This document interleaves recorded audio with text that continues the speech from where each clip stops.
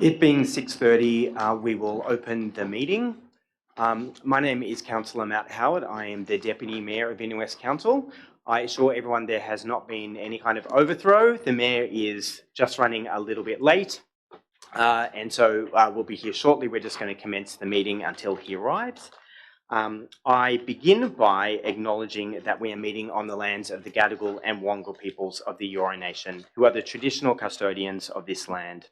I also like to pay respect to Aboriginal elders past and present and acknowledge the young people who will be our future leaders. I acknowledge and extend that respect to any First Nations people who are here with us tonight.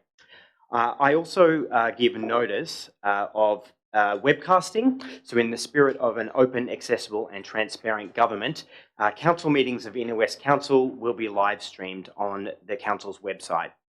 The camera will be focused up to the front of the chamber and will not be focused on the speakers of the public. By speaking at a council meeting, members of the public agree to being recorded and must ensure that their speech to the council is respectful and uses appropriate language.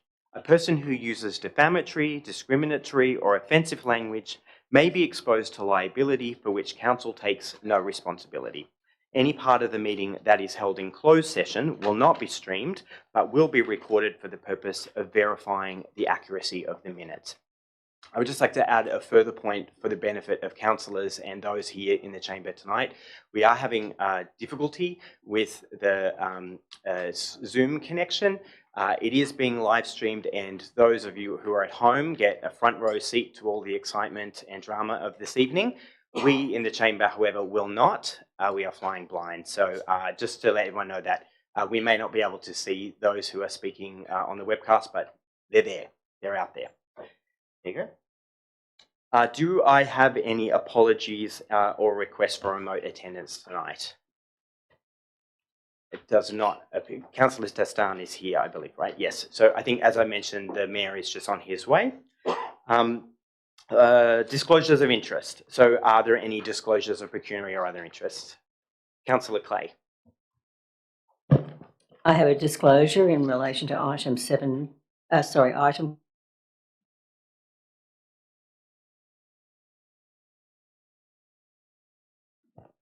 43, public toilet for Weekly Park. I have a non-significant, non-pecuniary interest in the matter as my primary residence is in the vicinity of Weekly Park. I remain in the chamber to vote on the matter as it is not currently clear where the proposed toilet facility will be installed. Thank you, Councillor Carlisle. Play.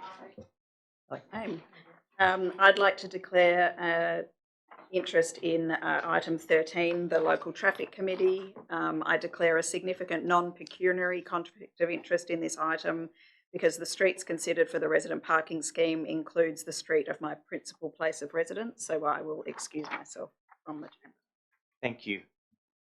Councillor Rossetti? Okay, I'm declaring a non-pecuniary interest for item 8, revised sporting grounds allocation policy, as my husband is president of Leichhardt Tigers. So I'll be leaving the chamber.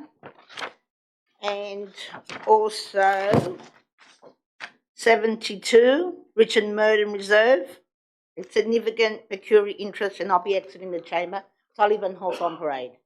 Thank you, Councillor Rossetti. Councillor Barlow? I declare a non-significant, non-pecuniary interest in item 13, the local traffic committee meeting, as I work in the office of Kobe Shetty MP, who in her capacity as the member for Balmain has a representative on the traffic committee.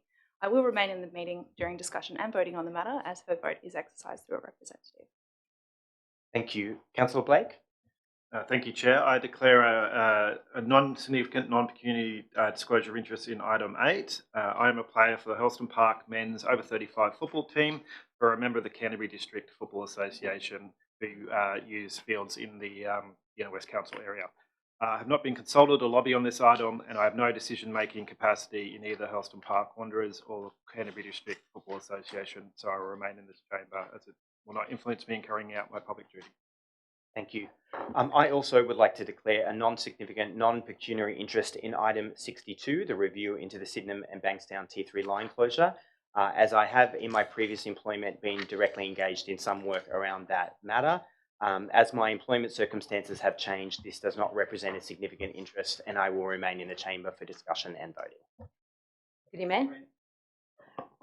I'll disclose a non-significant, non-pecuniary conflict of interest for item 68 and will excuse myself from the chamber while this is being considered. I've commenced a new employment in the office of the Minister for Housing and Homelessness in the New South Wales Government, and out of a complete abundance of caution, until I receive advice on how to deal with the conflicts, I will remove myself from the chamber. Thank you very much. Councillor Scott? Thank you. I'll declare a non-significant, non-pecuniary interest in the sporting grounds allocation policy as my principal place of residence is adjacent to Lambert Park.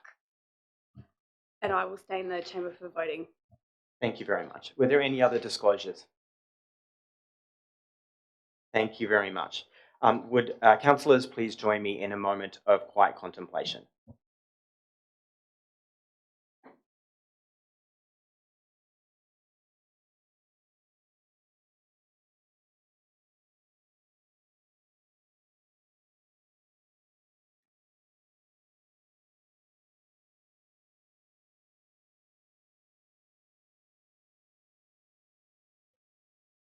Thank you, councillors. I would proceed to adopt the confirmation of the minutes. Were there any objections or concerns with the minutes, or anyone who would like to move the minutes? So moved. Thank you, Councillor Scott. Is there a seconder? Thank you very much. All those in favour? Carried. Thank you so much. Sorry, my microphone stopped there for a moment. We are now moving on to the public forum, one of our favourite parts of the evening where we get to hear from our local community. So thank you so much to everyone who has come to join us tonight in the chamber or online. We do have a maximum speaking time of 3 minutes, and it is really important that we stick to that 3 minutes because we do want to get through the meeting. We do want to hear from everyone tonight. And if you're the first person, as the Mayor likes to say generally, if you're the first person to speak and you go over 3 minutes, might not seem like a big deal, but if you're later in the piece and you don't actually get to be heard because we're running over time, that's not fair to people later in the meeting. So I do ask that you will stick to those 3 minutes. 30 seconds before your time is up, you will hear a bell like that, and then you will hear another bell, after which you'll start hearing me do my level best to be passive aggressive and move you along. So we're going to start with item 3. Actually, I'll read the items which we have speakers, and if you do not hear an item to which you believe you've come along, can you please just let us know, and then we'll make sure that we fix it up. So the items on which we have speakers are item 3, the Mayoral Minute, combating anti-Semitism and supporting community cohesion in the Inner West. Item 5, Rozelle Parklands Plan of Management and Licensing Agreement and Easton Park Plan of Management. Item 6, Community Engagement Outcomes for Mort Bay Park Upgrade. Item 12, Opportunities and Constraints associated with residents seeking to install EV charging infrastructure. Item 13, Local Traffic Committee meeting from the 9th of December. Item 47, Notice of Motion, Review Economic Development Funding. Item 50, Notice of Motion, Access to Council Swimming Facilities for State Emergency Services Training. Item 55, Notice of Motion, Update to Council's website regarding the approval process. Item 56, Notice of Motion, Reinstate a regular market in Balmain. Item 58, Notice of Motion, Active Transport across the Ashfield-Croydon area connecting East-West links. Item 64, Notice of Motion, Supporting a Safe, Supportive and Anti-Racist Inner West. Item 65, Notice of Motion, City Architect. And item 68, Update on the EOI for the development of affordable housing on council land. Was there anyone here who believed that they had registered for an item that I did not read out? We're doing well then. We're doing well. So we will start, first of all, with item 3, Mayoral Minute, combating anti-Semitism and supporting community cohesion in the Inner West. I call Campbell Knox from Ashfield, who is here in person, I believe. Thank you very much. My name is Campbell Knox. I'm an Ashfield local and an Inner West resident, and I am Jewish. I'd like to thank the Chair and the Council tonight for meeting and discussing this sensitive topic that has continued to deeply affect our community, as the rise of anti-Semitism is a serious issue that we must all rally against. I do, however, find myself mournful of the fact that it has taken such atrocities within our community to force the hand of this council to take some, however minor, action. The reason I'm speaking today against the motion of Mayor Darcy Byrne, however, is due to the fact that the action this motion aims to take is overtly a divisive one. At a time when the Jewish community fears when or where the next attack may be, these attempts at pitting our marginalised communities against one another is nothing more than an attempt at politicisation of anti-Semitism that causes more harm than good for a community that this council has continued to willfully ignore and neglect until these opportunities arise to take advantage of them. Global issues have continued to have a long-lasting impact on our community as media personalities continue to take advantage of the division sowed by some of our representatives in the very heart of our community. It is shameful that it takes these extremities for council to act, but the reason behind this is that our communities have been made to feel unsafe and unheard by this council and its usual chair for their continued attempts at politicisation and false solidarity that only appears relevant during an election season. The comments made by the previous chair in recent opinion pieces continue to fuel the rise of anti-Semitism and create division amongst our community, when now more than ever we must come together. The ability to continue to draw political lines and see issues affecting our community through a politicised lens allows Mayor Byrne a privileged opportunity, one that myself and many other speakers this evening cannot claim. And it disgusts me that despite this, they continue to do so. We aren't your political pawns that you can deploy whenever it is most convenient. We are your constituents, we are your ratepayers, and we are your community.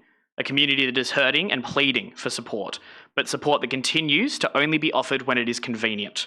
I'm speaking against the motion because I refuse to stand by whilst the previous chair in this council pours petrol on the flames of division burning in our very homes. We cannot afford such irresponsibility from our political leaders and cannot stand idle and allow the actions of the chair to go unchecked. I will not take instruction on anti-Semitism from Darcy Byrne and refuse to allow members of our community to be called anti-Semitic by this motion simply because they stand for justice, especially those speakers at the August meeting last year. I plead with the council to please pass amendments that ensure this motion acts holistically and doesn't continue to pit our communities against one another. Stand united and support a motion that truly addresses this issue rather than continues to sow division. Thank you. Thank you. And look, I know this is an issue that people feel very passionately about. I would just, in the spirit of respectful dialogue, also just remind people it isn't appropriate to make comments about individuals in any way. So please just try to keep our comments generalised and to the issues and the policy. But thank you, Mr. Knox. The next speaker is Jesse McNichol from Glebe.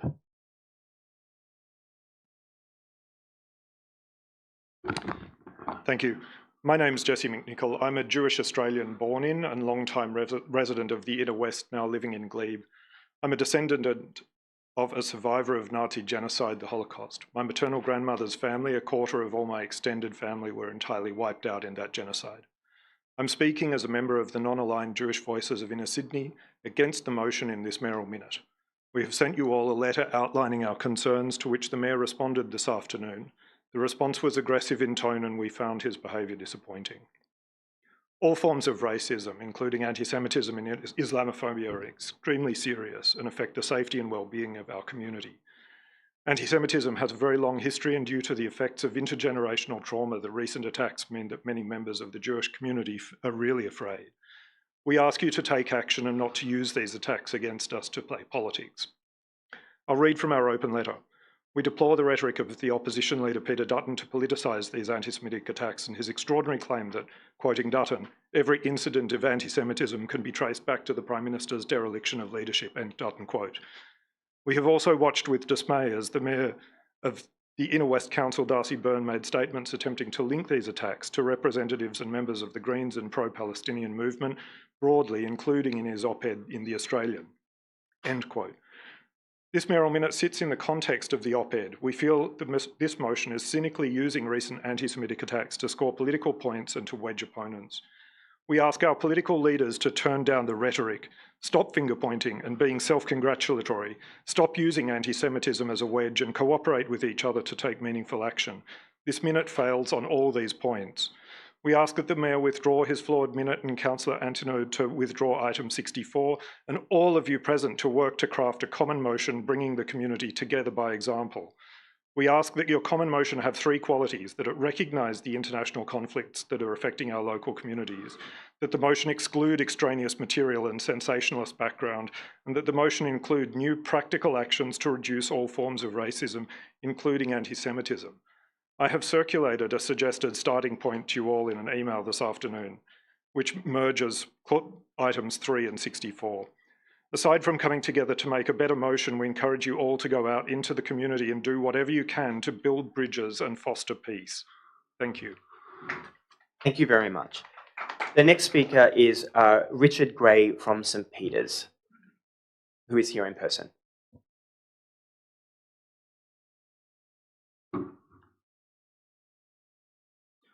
Good evening, Mr. Chair. My name is Richard Gray. I live in St. Peter's. I'm 59 and I'm retired. I'm pleased to stand before you in full support of the Mayor's Minute to combat anti-Semitism. I have 3 points to cover. We've all seen on television and experienced firsthand the violent, confronting demonstrations of hatred against the Jews. The street marches are intimidating and full of hate. The graffiti and vandalism against part of our own community is horrific. For 6 years, I lived across the road from the Newtown Synagogue and was warmly welcomed into that community as a non-Jew, a goy father, if you will. I saw it turn from a family-friendly space into a highly fenced, security-guarded and, of course, recently vandalised with despicable Nazi symbols. It's abhorrent that Australians must be afraid for their safety and that of their children in their own country. We've all seen the despicable video of the nurses in Bankstown rejoicing in killing Jews under their care and promising harm or death to future Jewish patients. My daughter is a nurse and she is ashamed at such hatred impacting her own profession. I applaud Mayor Byrne and his forceful and courageous stand against these repellent anti-Semitic attacks, including the January 2025 media release calling for the whole of the Inner West to come together and stop the spread of anti-Semitism in our community. I endorse the role of local government in combating racism. It is a strong display of leadership and grassroots effort to maintain community cohesion. And the Inner West is a wonderful and diverse community. A principled stand against anti-Semitism protects this whole community. We cannot allow one part of the community to be attacked. I'm reminded of Yeats' Second Coming. Things fall apart and the centre, I'll add, of our community cannot hold. Mere anarchy is loosed upon the world. We are witnessing our community under attack, but it won't stop at Jewish people. We know of the violence at the council meeting of August 24, and I quote, "Officers needed to escort councillors and staff out as they were not able to leave the building safely. Intimidating and abusive conduct." I'm reminded of November 1938, Kristallnacht, when the Nazi regime, sanctioned the killing of Jews, the destruction of their property, and the torching of synagogues, and the horror that followed. All of that because the initial intimidation was permitted. The health of a nation, and in our case, the health of our community, is reflected in how we treat our Jewish members. Throughout history, this has been the case. Bezrat Hashem, we can accept Mr. Mayor's proposal without division and rancour and demonstrate that the Inner West is strong, vibrant, and supports and cares for each other. Thank you very much. Thank you. The next speaker is Yuri Wendt from Annandale.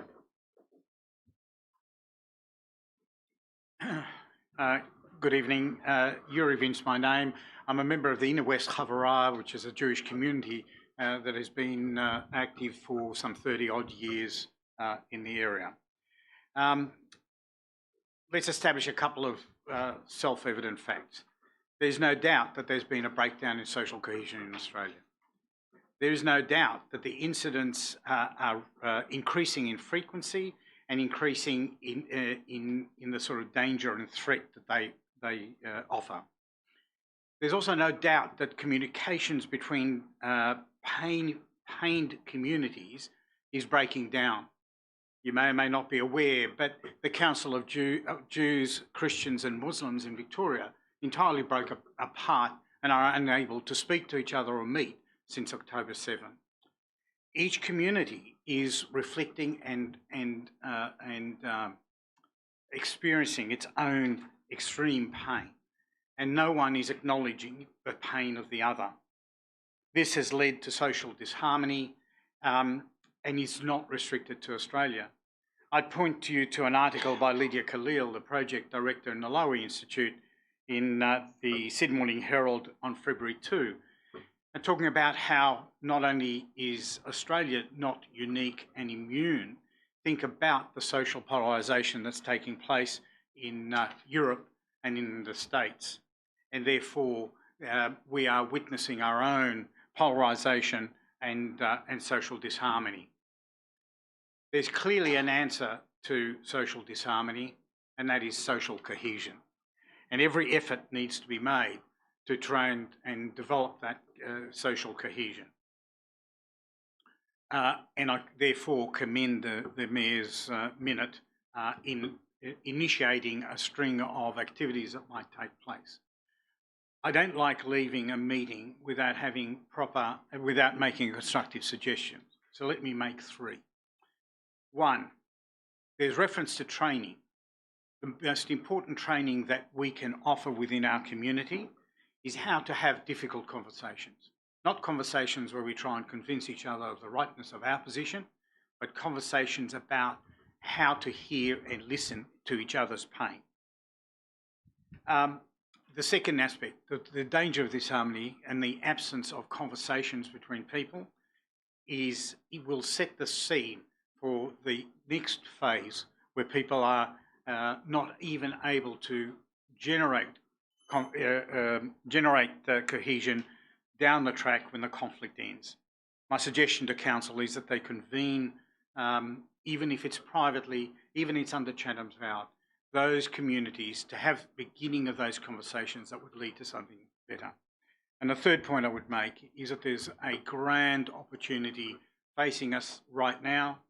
With the forthcoming Ramadan, Passover and Easter is a time and opportunity for Council to try and bring various communities together and experience each other's lives and cultures. Thank you. Thank you, Mr. And I support the motion. Thank you so much. Our last speaker on this item is Rabbi Eli Feldman of Newtown, who is also here in person, I believe. Thank you. Good evening, councillors and esteemed guests. My name is Rabbi Eli Feldman. I have the honour of serving as the Chief Minister of Newtown Synagogue in Sydney's Inner West. I stand before you tonight deeply moved by the efforts that have been put forward by the Mayor and this Council to address the surge in anti-Semitism that has shaken our community. I'd like to begin by extending my heartfelt thanks to Mayor Darcy Byrne for his courageous leadership in bringing this motion to the Council. The recent rise in anti-Semitic attacks, including the terrifying attempted firebombing of Newtown Synagogue, is a stark reminder of the hatred that still exists in our society. Yet, we are not powerless in the face of this darkness. Together, as a united community, we can combat this hatred with the strongest weapon at our disposal: light and love. In times of adversity, one powerful truth remains: light dispels darkness. One of the most effective ways to combat dangerous bacteria is by exposing it to sunlight, for it cannot survive the light. Similarly, the darkness of hatred, fear, and ignorance that breeds anti-Semitism cannot endure when exposed to the brilliance of education, dialogue, and understanding. The initiatives outlined in the motion, including the funding of educational programs, the development of anti-racism training, and the promotion of community cohesion, are commendable steps in the right direction. Education illuminates the path towards understanding and empathy, bridging divides that have too long been driven by fear and misinformation. Let's not forget that the true antidote to hatred lies in our collective ability to shine the light of knowledge, respect, and unity into every corner of our community. By teaching the next generation about the dangers of prejudice, the importance of diversity, and the power of kindness, we build a foundation for lasting social harmony. This is a shared responsibility. It's not just the duty of the Jewish community to combat anti-Semitism. It's the responsibility of all of us. In the face of adversity, we must stand together, united in our shared values of respect and compassion. I ask tonight that Council rally around this motion and support it unanimously, so that the light of love and understanding continues to shine brightly across the Inner West. I believe that with the grace of God Almighty and through education, dialogue and mutual support, we can overcome this scourge of anti-Semitism and build a more harmonious, inclusive society for all. Thank you. Thank you, Rabbi Feldman. We move on to the next item, which is item 5, Rozelle Parklands Plan of Management and Licensing Agreement and Easton Park Plan of Management. We have 5 speakers, 3 against and 2 for. The first person speaking against is Will Atkins from Balmain East, who I believe is here. Hello, Mr. Chair, and thank you. I'm a 20-year Balmain resident, and I speak for the Sustainable Transport Group of Climate Change Balmain Rozelle. We want the Rozelle Parklands and Easton Park to be an enduring asset and a success for the community. Some members of our group, in fact one here tonight, are players and parents of players in Balmain sports teams, and we support there being sports fields. Thanks to Councillor Kerry Ferguson for discussing with us the plans of management in the past week. It's greatly appreciated, including our ideas to improve transport plans at Rozelle Parklands. Overall, there are 2 major issues. Firstly, the heavy bias towards private cars for access and the lack of focus on public transport and active transport. Second, the inconsistent approach to effective and safe pedestrian ways and cycleways. The best recognised way is to keep those active transport user groups on separate paths. The Council's consultation outcomes report overwhelmingly says 1. Lower car speeds to 30 kilometres on Lilyfield Road. 2. Design for people, not cars, by scaling back parking. And 3. Separate walkers from cyclists. So councillors sees this site as a model for a modern, car-light urban life. We can't drive our way out of every transport challenge. This is what brought us the Westconnex monstrosity into our community in the first place. And Rozelle Parklands is not some out-of-town oval that everyone has to drive to. It has a light rail stop at Rozelle Bay, excellent bus service from every direction, and the Metro Bay station will be right there within a decade. The Council should encourage sports teams and other visitors to come by public transport, just like the state government does for the Sydney Cricket Ground and Olympic Park, or together by coach or walk or ride a bike. There's a real comms possibility there. If there is to be car parking, prioritise it for disability parking. Make sure it meets standards for size and wheelchair access. Any other private car parking should be ticketed and time limited. This would at least provide cost recovery revenue to the Council. So thanks for the opportunity to contribute to your deliberations. We urge you to postpone consideration of the master plan until there are evidence-based parking management and active transport plans in place. But overall, we support the long-term use of the parklands for a combination of recreation, sport, active transport and urban forestry. Thank you. Thank you very much. The next speaker on this item is Rebecca Fernandez of Balmain.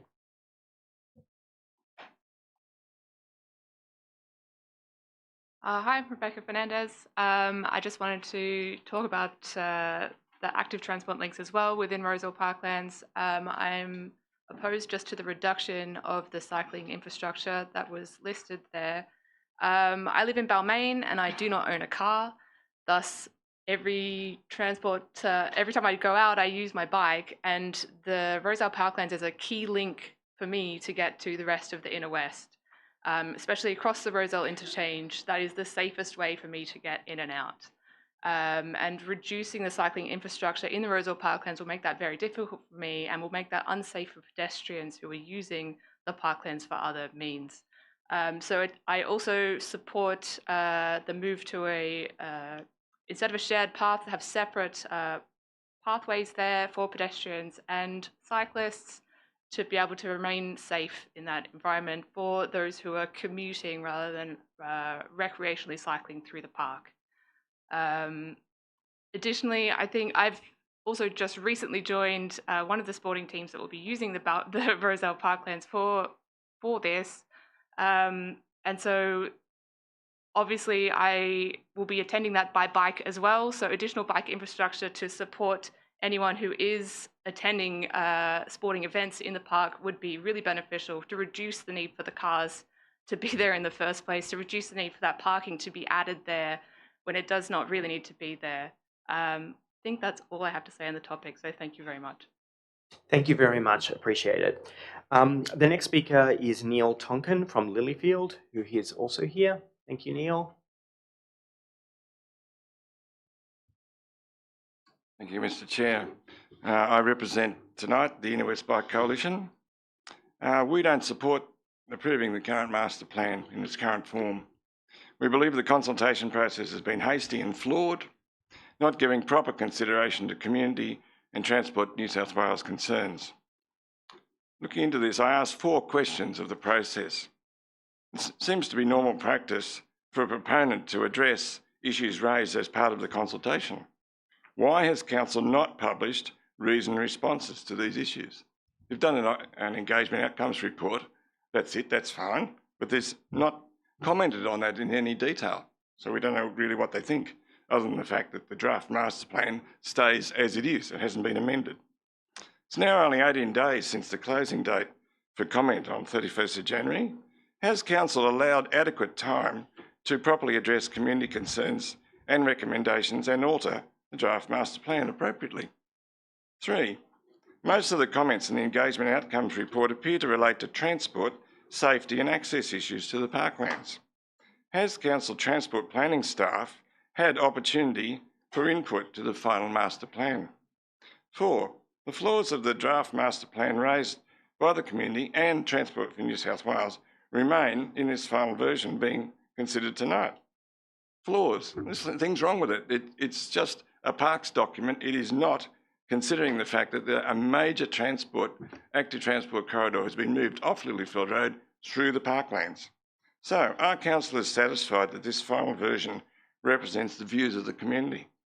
Inner West Bike Coalition advocated to the original urban design landscape plan that major cycleways through the parklands be separated from pedestrians. That wasn't built. They didn't take any notice of us. That was another great consultation process. Anyway, however, the current arrangements of line marking has worked reasonably well and should be retained at least. In fact, I would really like it in future if Council considered what we said in the first place, and that is having some very mild but definitive separation from pedestrians. Good pathway design encourages good behaviour of all path users. The currently proposed open streets approach with no markings on shared pathways can result in avoidable mishaps. Inner West Bike Coalition would recommend that Council adopt Transport for New South Wales and Austroad's cycleway design guidelines as the minimum standard for all cycle facilities included in the parklands and surrounding streets. We also welcome any additional features that could encourage people to see Rozelle Parklands as a haven for active transport and a means of Council encouraging the move away from private vehicle use as outlined in the Inner West Council Integrated Transport Strategy, Cycling Strategy, Action Plan and the Community Strategic Plan. Thank you. Right on time. Thank you very much. Our next speaker is Paul Avery of Balmain.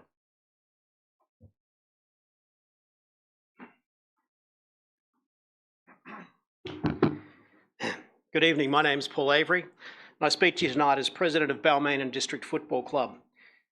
Social media has negatives and positives. For me, one of the positive parts is Facebook memories, seeing your own posts from years ago gone by. The older the memory, the more interesting, because you get to see what's changed in the intervening years. 13 years ago today, February 18, 2012, I posted a photo of John Eales, a Wallaby legend, the most successful captain in the history of Australian rugby. It was not at a game or at a stadium. It was at Balmain High School. John Eales, along with a host of others from Balmain Junior Rugby, Balmain District Football Club, Netball, Cricket, Rugby League, had gathered together to launch Spaces to Play, a community sports initiative from all the local clubs to lobby for more fields for our local children and families. Our clubs weren't just fighting for fields, they were fighting for the health and well-being of our community. Local sports create the social fabric that binds us together. Our clubs provide physical activity, mental health benefits, social connections. They promote diversity, tolerance, and a sense of belonging for thousands of residents, young children, young adults, teenagers and seniors. Yet here I am, 13 years later, asking, why can't we use the newest space, the brand new fields at Rozelle Parklands? The Facebook memories of the anniversary of opening Rozelle Parklands have come and gone. For over a year, those fields have been finished and open to the public, but not to the sporting clubs in our community. Transport for New South Wales has failed to deliver what they promised. They have failed to fulfil their promise to the local people who spent years having their lives thrown into disarray by Westconnex and the chaos of the Rozelle interchange. We have thousands of local players squeezing into tiny spaces at Leichhardt 3 and Cohen Park, while the Rozelle Parklands fields sit empty. We have whole teams being denied access to local fields. Or in the case of Balmain AFL, the whole club is forced to play away every week. The plan of management for Rozelle Parklands is a fine framework, 88 pages diligently prepared by council staff. But what it does not have and cannot currently give is access to the Rozelle Parklands playing fields for our local clubs. Only the bureaucrats at Transport for New South Wales can do that. How many more weeks or months, or even worse, how many more seasons must our children and families in the community miss out on playing sport on local fields because the people at Transport for New South Wales won't deliver on a promise? That's poor form. Our community deserves better. Thank you. Thank you very much. Our next speaker is Terence Kelly of Newington, who is online, and we're going to give this a shot.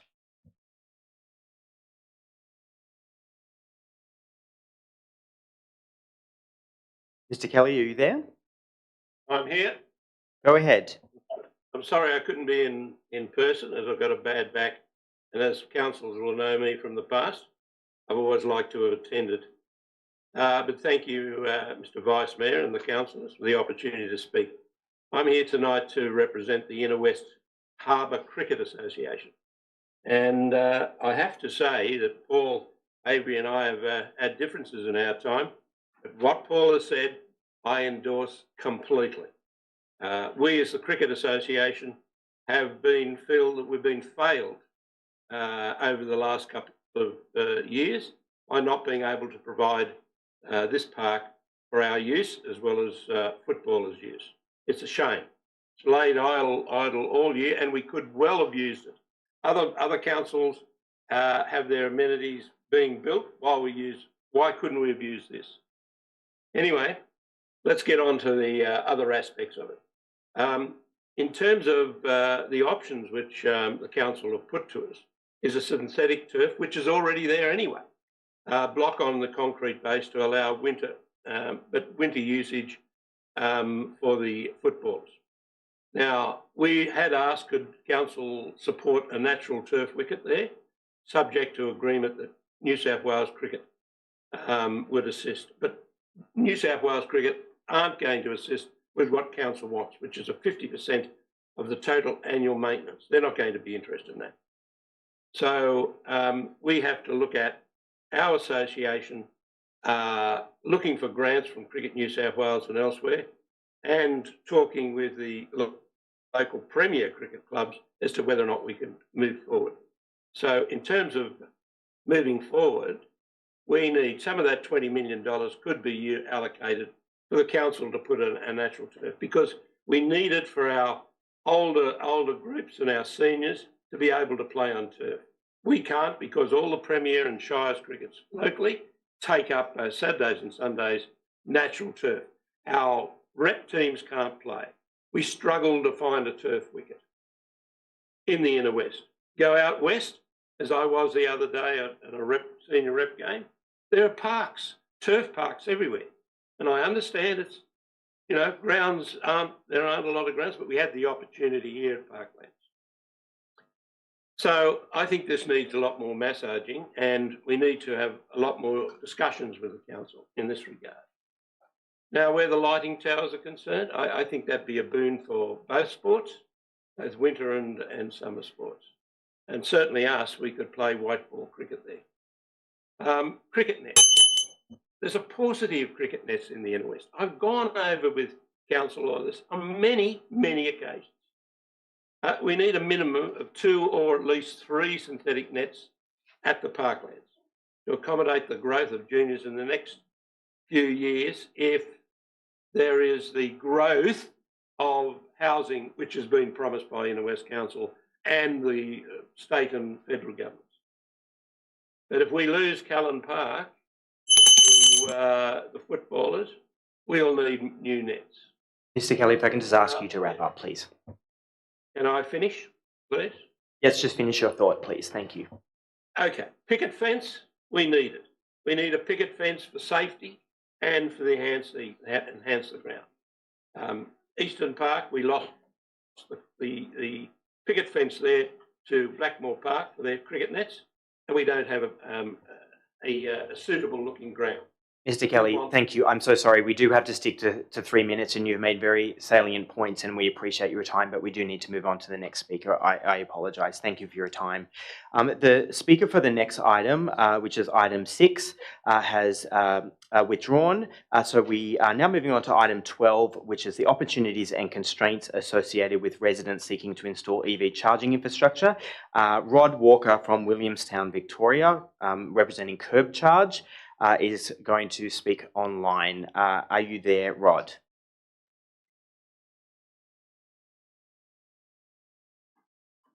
We are in the modern seance. Here we are, Rod. Nice to see you. Can you hear us? Yes, I can. Thank you. Go ahead.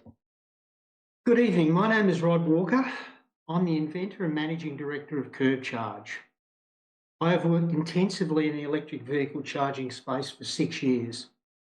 Curb Charge is the only private, permanent underground curbside charging model legally approved for installation in Australia. We have our first units installed in the city of Port Phillip in Melbourne, where they've been enthusiastically received by the resident users, with no complaints from other residents, only compliments. Our longest installation has been in the ground for over 2 years. Port Phillip Council, in response to the success of the trial, have now approved installation of an additional 100 units. Yet despite our success and the clear compliance with the New South Wales electric vehicle planning policy contained in the section 2124B of that policy, this report recommends prohibition of our model in the Inner West. I've many thoughts and views on this report, as it is very far-reaching with statewide significance. However, to adequately explain those views requires much longer than 3 minutes. As an overview, I find the report misinterprets current available evidence. It is based on a misguided philosophy rather than engineering and evidence, with no understanding of or evidence of what residents expect when charging their electric vehicles. The notion that you can force those without off-street parking to accept a wholly inadequate charging answer week in, week out, that relies exclusively on public charging will guarantee those people will stay with their petrol vehicles and deny them the really significant cost and convenience savings that can be had from home charging provided at the curb. It will set back the transition to electric vehicles and stand in the way of action on climate change.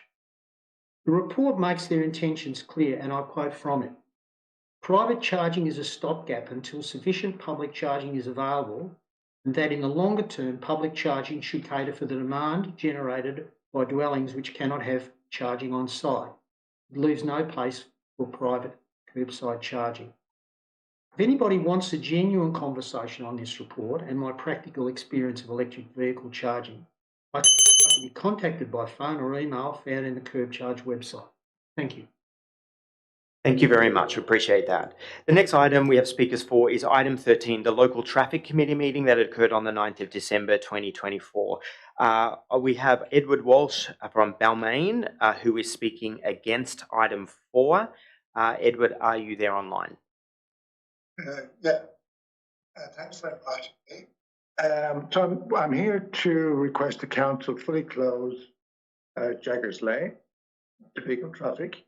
While the discussion has often been focused on getting a car into the lane, the bigger issue is when the cars are in the lane.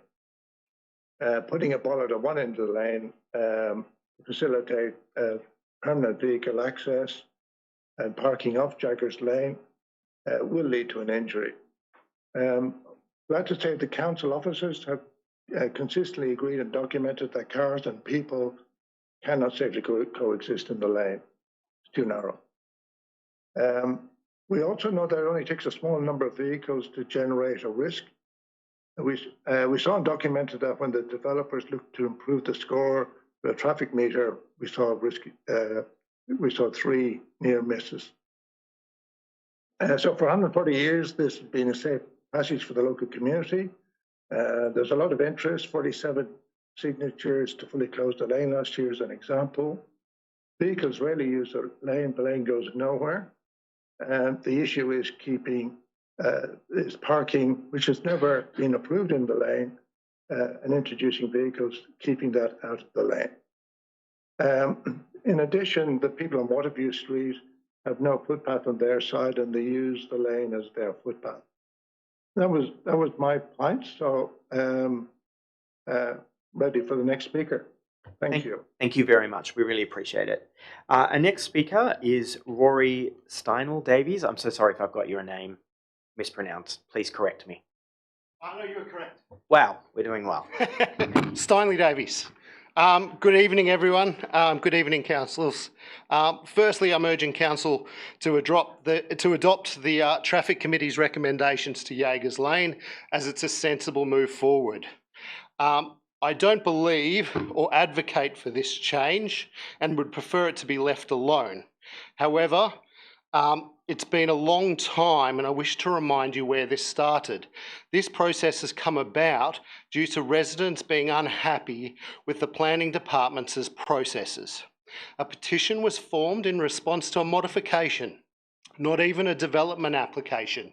And since then, our rates have been wasted on court, tribunals, planning panels, council meetings, this is the third one now, traffic committees, that's plural, community engagements are also now 2, etc. All right, our local laneway is safe, as experts in the New South Wales Court have attested, as per the Traffic Committee's local data compiled over the last 2 years. I urge councillors from the Balmain ward, Kerry over there, Darcy the Mayor and Ismet, I urge you to basically agree with the recommendations that have been provided to you by the council, by the Traffic Committee, and I would like to just now provide, lastly, Councillor Kerry Ferguson's got a Facebook post which is a great example of converting local roads without footpaths, stating pedestrians, cyclists and vehicles can coexist. This was done with paint and signs, not bollards, and removing people's rights and accesses. Please support the Traffic Committee's recommendation and leave the roads open for everybody to coexist. Thank you for your time. I was also the person who was slated for item 6, which was Mort Bay, and I would just like to say I support that in full, and I look forward to the water testing and the swimming to happen down in Mort Bay shortly.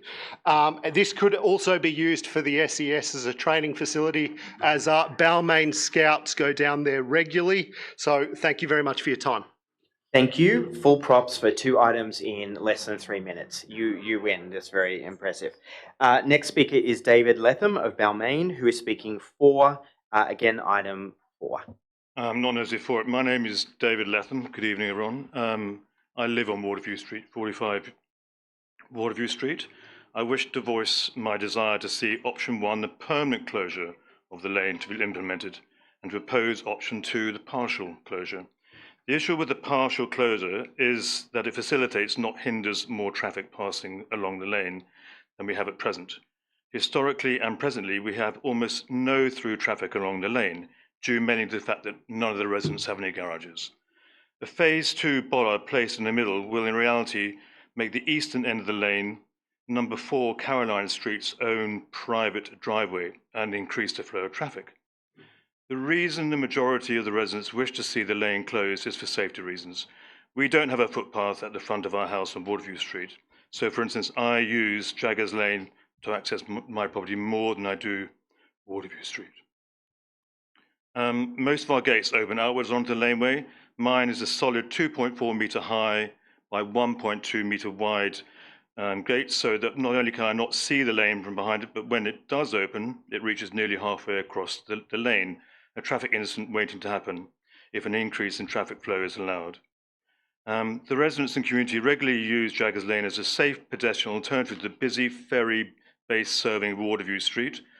As stated by council officers in several reports, the lane is too narrow to be shared by cars and pedestrians. They just don't have enough room to pass each other. Please, let's keep Jaggers Lane a public pedestrian asset. Please implement the recommendation on the meeting of the 9th of December to permanently close the lane as per the consultation document. Thank you very much. Good evening. Thank you very much. The next speaker is Bob Stevenson of Balmain, who is speaking against item 4 and I believe is online. Bob, are you there?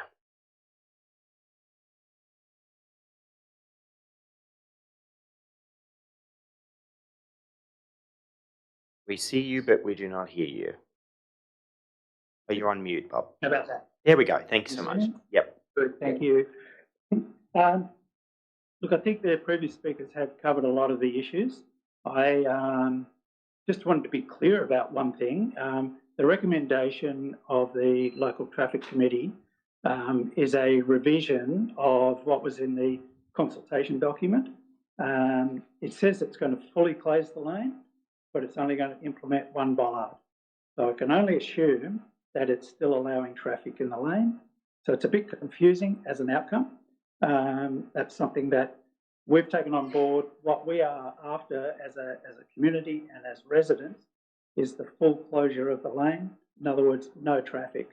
It's been that way for 140 years. It works incredibly well. We have been through a process here, been going on for a long time. It's been in reaction to two developers who want to change the nature of the lane for their own benefit.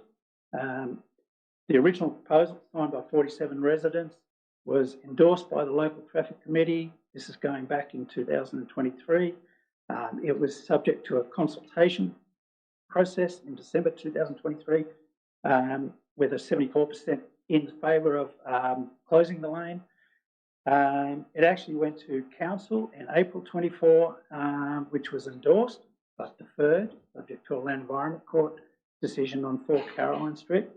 I've got to say the Land Environment Court has nothing to do with actual access of the lane. It's not access to the lane, the actual use of the lane. It's really important. That decision is with Inner West Council. We've then had another community consultation process in November, again, fully supported by the residents to close the lane as a majority. So the end result, and then we went to the local traffic committee in December. That was clear recommendation by the council officers to actually close the lane with 2 bollards at either end. During that process, or during the meeting, it was modified to only include one bollard at the Duncan Street end, which means that, in effect, the lane would still have traffic in it. And that creates 2 issues.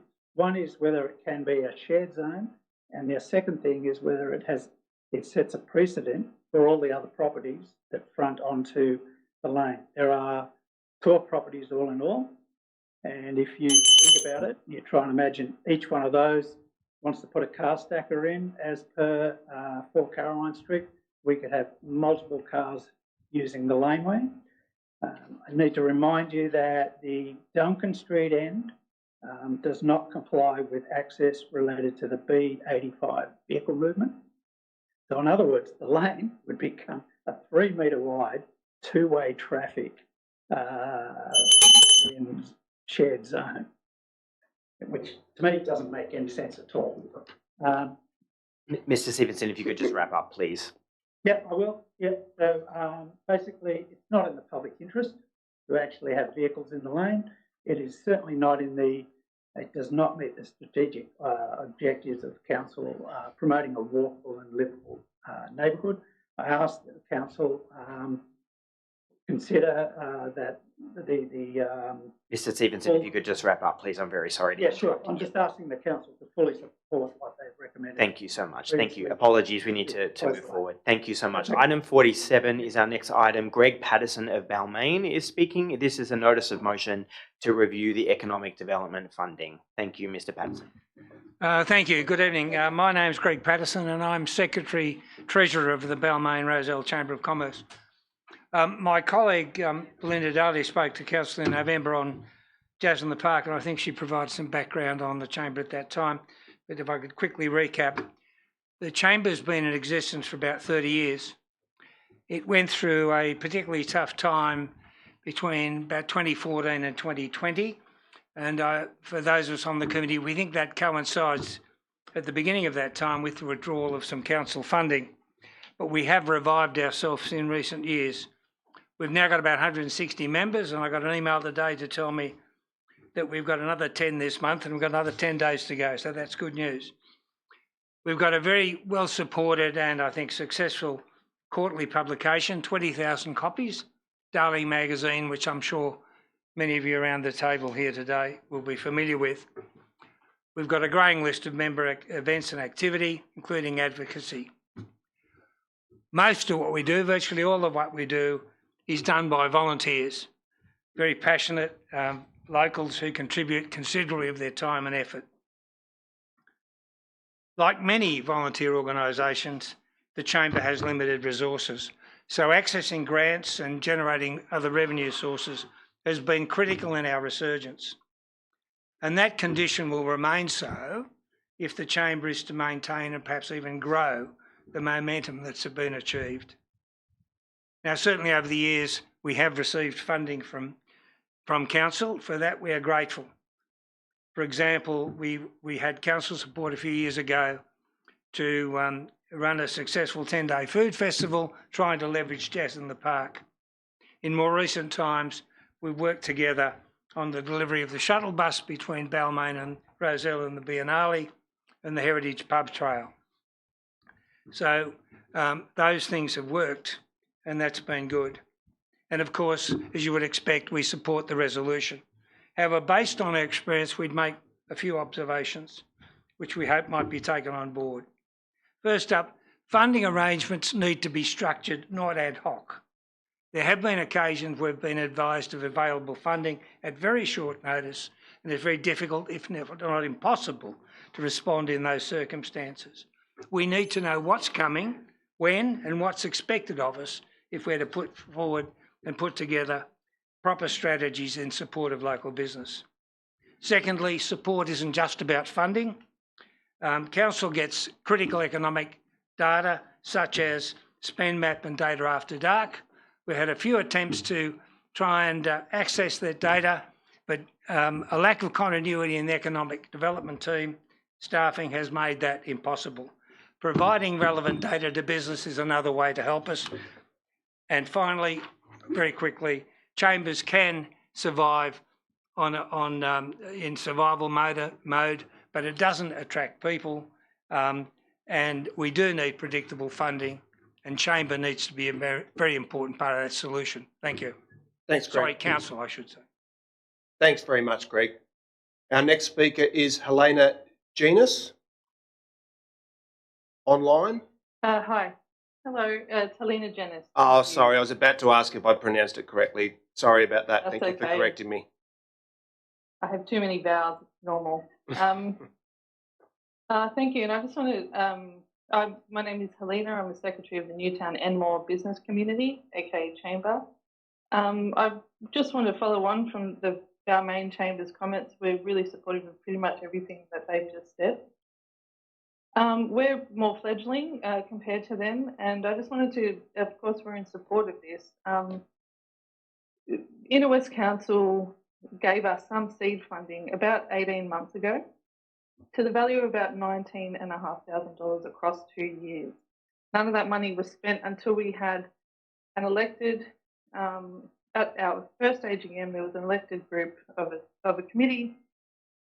At that point, through also the support of the Inner West Council, we had a constitution, an effective bank account, ABN registration, and not-for-profit status ready to go.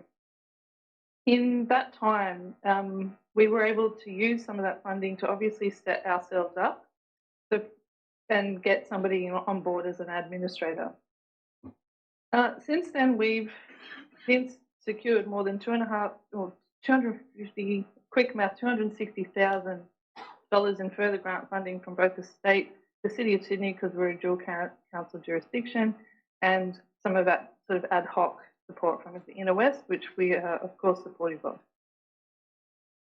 We've gone from pretty much 0 to 70 active members now, and we really have established projects that include wayfinding, identity creation, negotiations with key union officials, creating relationships with police, local community groups like the Newtown Neighbourhood Centre, and so on. Not to mention, promoting the area and the diversity and the creation of that. And we do that in consultation with our membership base. So we really do act like a conduit between local government and the business community, but we also are more than just business. And, from 19.5K to now, in less than 18 months, to have, that much financial government support has been incredible, and we're not wasting any time with that. We really are just getting started. So I support a more structured and sort of strategic approach to the funding, of course. I'm not going to say how much we want, but I'll leave that up to the powers that be. But I just wanted to stand here with Balmain, of course, and say, yes, please. Thank you very much for that. The next item for which we have speakers is item 55, update to Council's website regarding approval process. The first speaker is Robert Pringle of Rozelle, who is online. Robert, are you there? Hi, yes I am, thank you. Would you like me to go ahead? Can you hear me okay? We can hear you okay, we can't see you, but that's not entirely necessary, it's up to you. Right, okay, I can put my camera on. Great, hello. I am in support of motion 55. I'll just step through the reasons why. In my suburb, Rozelle, there are an increasing number of complying design residential development applications which are progressing. And the area in which I live is a very high density area where a significant majority of residents rely on street public parking. Now, CDCs often include an off-street parking feature that requires a footpath crossover, be it a driveway, a hard stand, or a garage. Under the state guidelines, crossovers fall to the council to approve. My personal experience as a resident impacted by such an application consists of inquiring how the council goes about making the decision to approve a new crossover, because the information provided currently online is very limited. I've spoken to and corresponded with multiple council departments, planning, health and building, and indeed the roads team. Advice given over the phone and in writing has largely been inconsistent, difficult to follow, and overall unclear, which does not fill me with a lot of confidence. And speaking to other impacted residents, their experience has been similar. So I support this motion because I can see from looking at other councils in Greater Sydney, they do provide greater guidance on this issue.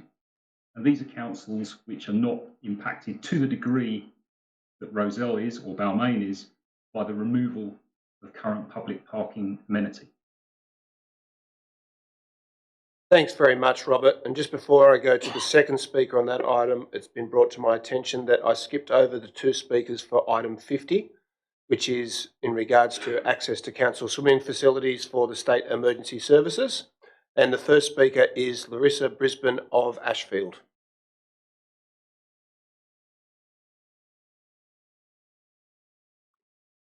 Good evening, my name's Larissa Brisbane and I'm currently the Acting Unit Commander for the Ashfield Leichhardt SES unit.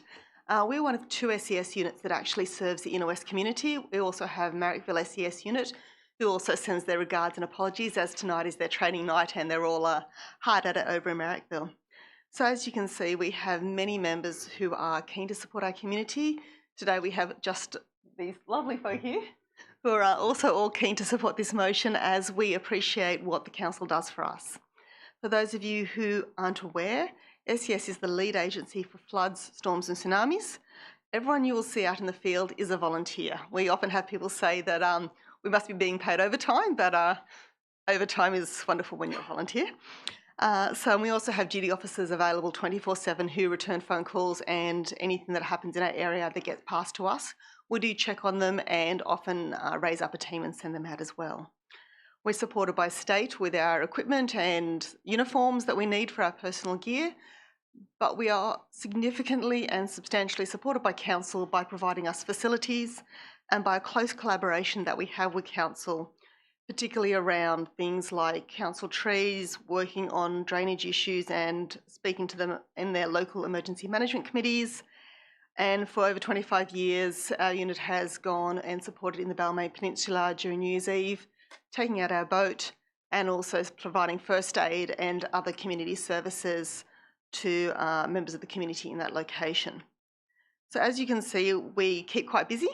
And in fact, with the recent extreme weather, we have had over 2,000 volunteer hours just in the last 2 months of volunteers actively in the field and engaged. It was a particularly significant period with over 470 incidents that we were called to attend just in those 2 months. And in a good year, we have less than 470 incidents in the whole year. So it's been quite busy for us. As you can see, we have an increasing amount of extreme weather and an increasing amount of activities to attend to. And flood rescue is the most dangerous thing we do. In fact, we actually often have our members injured during the training for flood rescue because we take it so seriously. Therefore, it's really important for us to get access to the training and to be able to not only train and be fit, but train as a team. Flood rescue isn't for the faint of heart, but nor is it for individuals. It's a team event. So it's really important for us to be able to have access to facilities where we can keep fit, be assessed and train together. We are really in support of this motion because it will allow us to access the pools and share them with the community that we serve, and that members of all backgrounds, whether or not they can afford access, can stay fit. We really thank you for this opportunity that will give us to practice, to be calm under pressure and to be prepared to support you, our fellow community members. Thank you. Thanks, Larissa. That was really well said. The next speaker is Rachel Bunder of Ashfield. Thank you, councillors, for the opportunity to speak. My name is Rachel, and I have been an SES volunteer in the Inner West at both Ashfield Leichhardt and Marrickville units for the last 5 years. In those 5 years, I have never had the opportunity to do training in the water. Activities like swimming in full uniform or being able to climb into an inflatable raft. This is because we don't have access to any of the swimming pools in the Inner West. Having regular pool access for training means we can develop skills which are prerequisites for obtaining flood rescue certifications. Without these certifications, we are unable to rescue anyone caught in floodwaters. The passing of this motion will allow us to conduct training and assessments in council pools, giving opportunity to volunteers like myself to become flood rescue qualified and to keep the Inner West safer. Thank you. Thanks very much, Rachel. I'll return to item 55, for which the second speaker is Julie Tubby of Rozelle, who's online. Hi there, I'm a resident of Rozelle and I'm in support of this motion.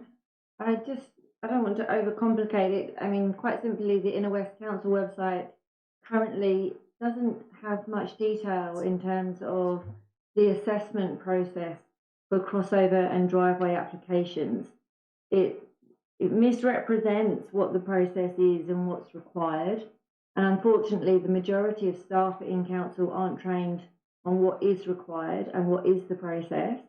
And so when you are forced to seek further advice from council on the process, you get misinformation, inaccurate information, conflicting information that grossly affects people's lives. It affects whether they buy, it affects whether they sell, it affects whether they leave, whether they renovate. Parking is a key issue in the Inner West. It affects potentially 95% of residents. I think we deserve clear instruction and guidance on the website, and all assessments should be open to the same assessment. And we need transparency on the policy, and that's what the residents are asking for, that it is detailed on the website, as other councils do. And I think we should just be matching what other councils do and allowing the residents and people of the suburb to decide whether they wish to put an application in and what the process will be should they put an application in to have a driveway crossover determined by the Inner West Council.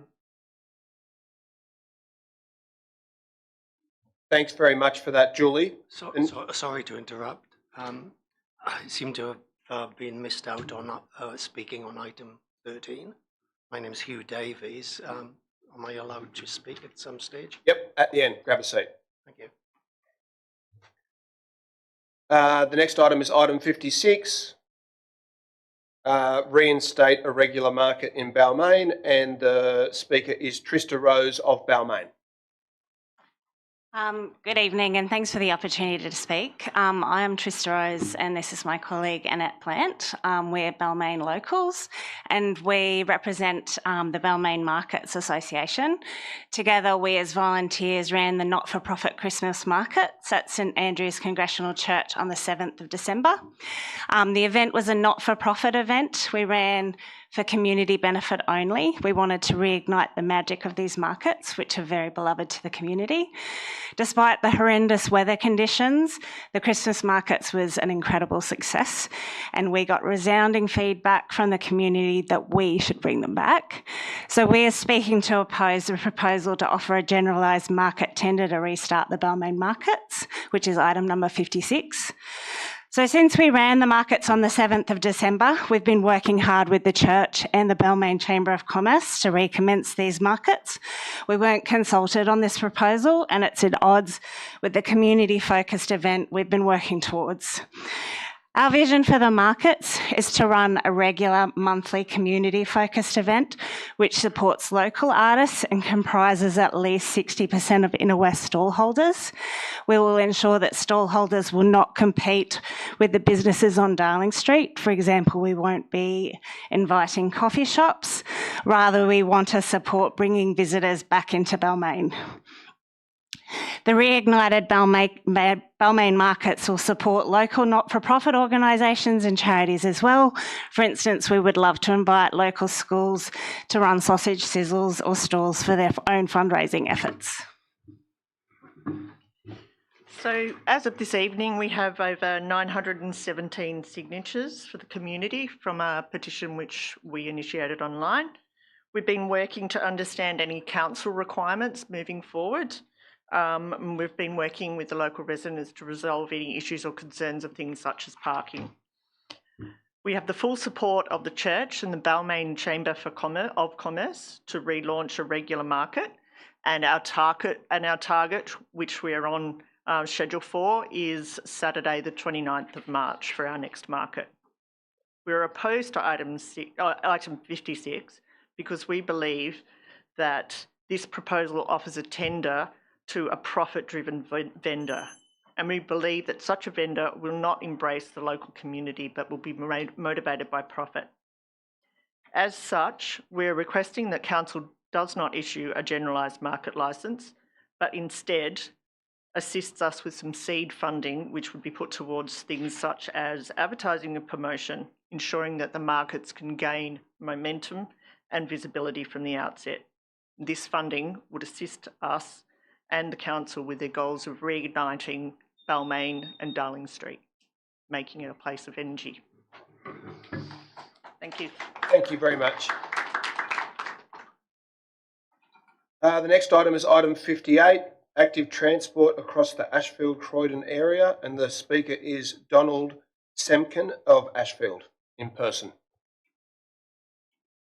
Thank you. So after more than a decade of navigating a meandering maze of compromised painted bike logos, confusing side street detours, and aggressive drivers, I'm very pleased to have the opportunity to rally your support for separate cycle lanes connecting Ashfield and the east and west of the LGA. The existing route connecting the area around Ashfield Pools to safe cycling paths from Lewisham Station onwards currently comprises bike logos painted along Elizabeth Street, Grosvenor Crescent and side streets, which have become a rat run for speeding motor vehicles as traffic congestion on Frederick Street and Liverpool Road deteriorates. Even as a confident cyclist, I'm increasingly aggressively and intentionally close past and pushed into the gutter by motor vehicles. Beyond Grosvenor Crescent, the existing route to Lewisham Station abruptly stops at a crossing, an unmarked crossing, along Railway Terrace, forcing cyclists to dare to dodge traffic to cross and undertake a slow, unsafe on-road detour. Some battle-hardened cyclists elect to abandon this route altogether. Is there any wonder why we don't see cyclists of all ages and abilities riding these roads? As Council contemplates this item tonight, we are faced with two harsh realities. Traffic congestion will only become heavier and safe active transport infrastructure doesn't become any cheaper. It is inevitable that traffic will only become heavier as we deliver new homes to solve Sydney's housing crisis. The reality is not everybody can catch a train to work, and I do not anticipate everyone will want to ride a bike either. But providing a strong active transport alternative will take the pressure off road infrastructure. Most councillors will know how difficult and almost near impossible it is to build new open space. A direct and safe route from Ashfield Pools to Lewisham Station will connect potential riders of all abilities to valuable open space such as Ashfield Park and the Greenway. It will democratise access to cycling as transport for children, the elderly, the less able-bodied within Ashfield, and not just mammals like myself. Prioritising private vehicle transport as we plan to resolve these realities is not the answer. By prioritising private vehicular transport and abandoning active transport, we failed twice. We failed to relieve our limited road infrastructure of congestion and provide a reasonable solution before it becomes too costly and unfeasible. The unseen cost benefits of this link are considerable too. By establishing safe, direct off-road cycling routes, such as that proposed in this item, it affords the ability to reasonably deliver potential new housing of very expensive minimum car space requirements, which at times render new housing unfeasible.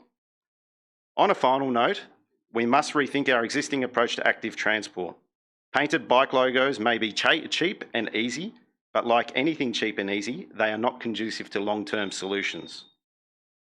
The real solution, and a solution that Council can contemplate tonight, lies in doing this once and doing it right.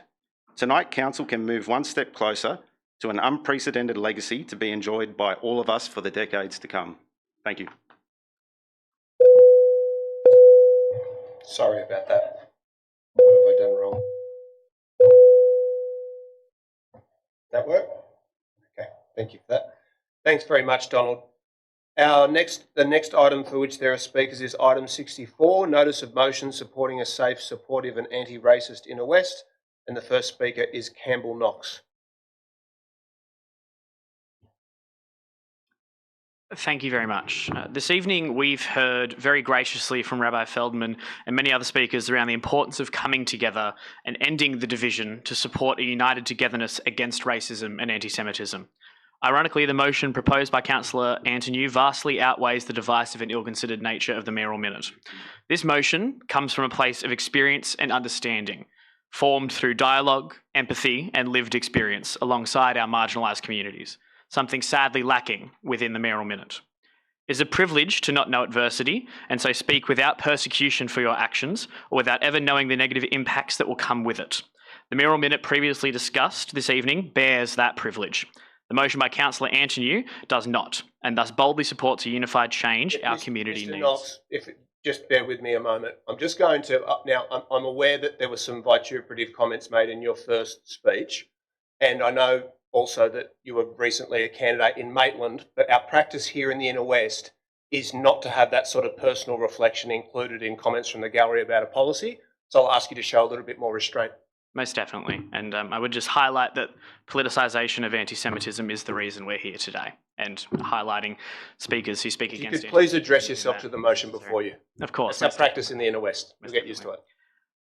Overall, across the board, I would encourage our council to work together and unite against all forms of racism by allowing people of colour and members of our marginalised communities to not be silenced and have the authority to lead these discussions rather than allow for point scoring by the overwhelming majority of this council, who hold the privilege of creating deplorable wedges that separate our community. It is time we combat anti-Semitism, not support divisive motions that flame it. Thank you. Thanks for that. Our next speaker is Jesse McNichol of Glebe.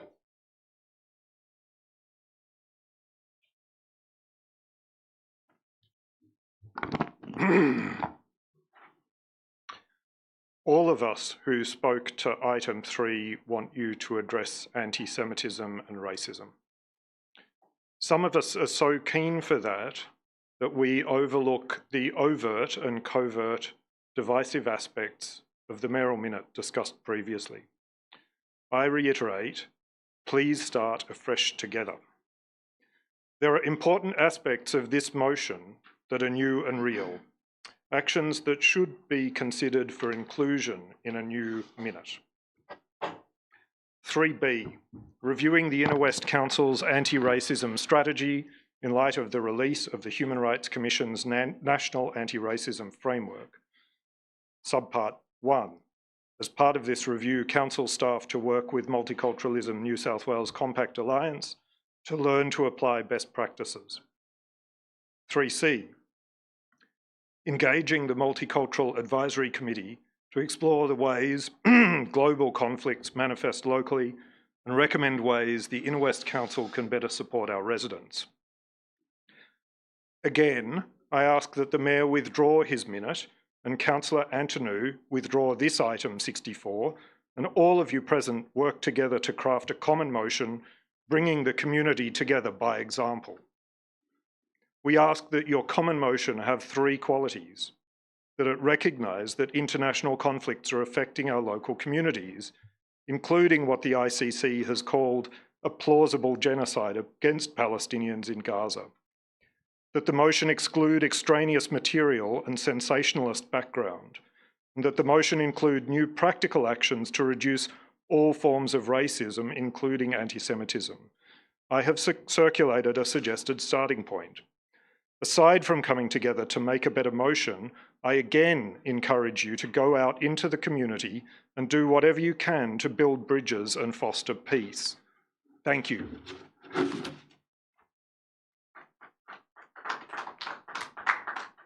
Thanks, Jesse. The next speaker, again, for a different item, item 65, is Helena. Hi, sorry, it's me again.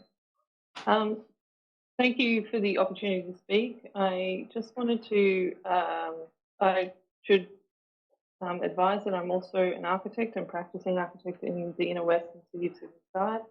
Having seen this motion, I, of course, am incredibly supportive of it. And just wanted to highlight a couple of gaps that may be for the council to consider including in the role. One of them is that there's a gap in the current approach where, in the absence of a connection to country framework, where First Nations perspectives and knowledge systems could be embedded into urban planning and design in a structured way that is culturally safe and appropriately handled. A city architect could play a really key role in developing and implementing that framework and inviting the right Indigenous knowledge holders to shape places that respect and reflect country rather than just an overlaying token gestures. This is a requirement of registered architects to embed connection to country in all of our projects, despite the scale. I also want to urge the council not only do I support this motion, but also to ensure that the position is appropriately funded and structured so that you can attract some top-tier talent. Someone who can really drive long-term high-quality outcomes for our community. And we can certainly see, and I know Inner West loves being compared to the city of Sydney, but in the background of this motion, they do call out the City of Sydney have a city architect, and their approach to planning and city making is improved by that role. They've also had councillors who are architects in the past, and they've certainly shaped, you know, the public perspective of what is more than just, it takes planning to another take it to another step, and is more collaborative with multidisciplinary people engaged. In short, I'm incredibly supportive, of course. I'm totally biased in my opinion of that, of course, and encourage the Inner West Council to adopt a framework for connecting the country in all of their systems. Thank you. Thank you very much for that. The last item for which there are speakers prior to coming back to the gentleman who arrived late is for item 68, update on the EOI for the development of affordable housing. The first speaker is the former Mayor of Marrickville, Maurice Hanna.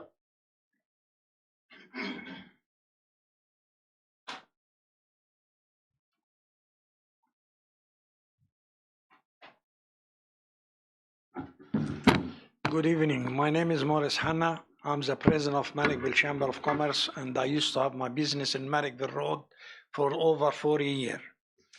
Marrickville Chamber of Commerce, definitely they support the affordable houses, but not to lose any car space, any car park for the affordable houses. There are plenty places which you can build affordable houses. I want to say something about Marrickville Road and Marrickville Street and Iloire Road Street. We're very lucky. You can walk in Marrickville Street and Iloire Road Street, you find the butcher, you find the delicatessen, you find the fish shop, you find the hardware. You go to Newtown, walk from Enmore up to the city, you wouldn't find one butcher, one delicatessen, one fish shop. For that, our people, they come because they know they have this. And I was talking with some of them, with the butcher and this, and say when they heard about they might lose one of their car park, said, how are we going to survive? Who will be go? Is that what we want? We want to close Marrickville Road and the Roa Road, or we want to make it stronger and stronger? Another thing too, the Chamber of Commerce, we work very hard with the real estate to fill any vacant shop. We get people which they got a good shop outside the area. We invite them to come to Marrickville and to open shops. And we get them, and they come in lunchtime. We invite them to lunchtime, and they came. And after first thing, when they sit with us to lunch, and by the way, the member pay for the lunch. They don't get from any money. They pay their own, and we pay for the other too. And they said, but how's the people park? We've been trying to park our car for the last half an hour, 1 hour fine. And now we want to make it worse, and you take any more car. Please leave the car park alone. We need more parking, not less parking. Ask the residents themselves. The residents live in the side street of Marrickville Road or Roa Road. They tell you how hard to park and how hard when they get visitor to find parking. Thank you. I'm not having a good night tonight. Thanks very much, Morris. The next speaker is Arthur Alepidis of Beverly Hills.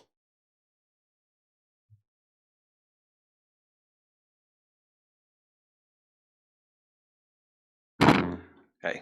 Good afternoon to you. Good evening to you, Mayor, and all to all councillors. I'm here to speak about them as a Marrickville business owner. My business is with Lucky Boys on Marrickville Road. Just wanted to raise my concerns in regards to the plans of affordable housing on a popular car park in Garners Avenue. I just want to be clear that I'm not against affordable housing, as I do understand there is a shortage of housing around Sydney. I just don't agree that it should be done at the expense of a car park that's used by many people. You can travel to this car park on a daily and a nightly basis, and you'll see that it's being used constantly. Marrickville Road is vibrant and a busy strip, and closing this car park will have a negative effect on all local businesses. People use this during the day to visit butchers, cafes, beauticians, hairdressers, banks, doctors, dentists, and at night our local pubs, bars and eateries. Closing the car park early means that it will be more difficult for people to come to Marrickville, as parking is already a concern, and I'm certain the council is aware of parking issues not only in Marrickville but in the Inner West. I always do see stats in regards to people walking, riding a bike, or taking public transport into Marrickville Strip, but driving is also a popular option.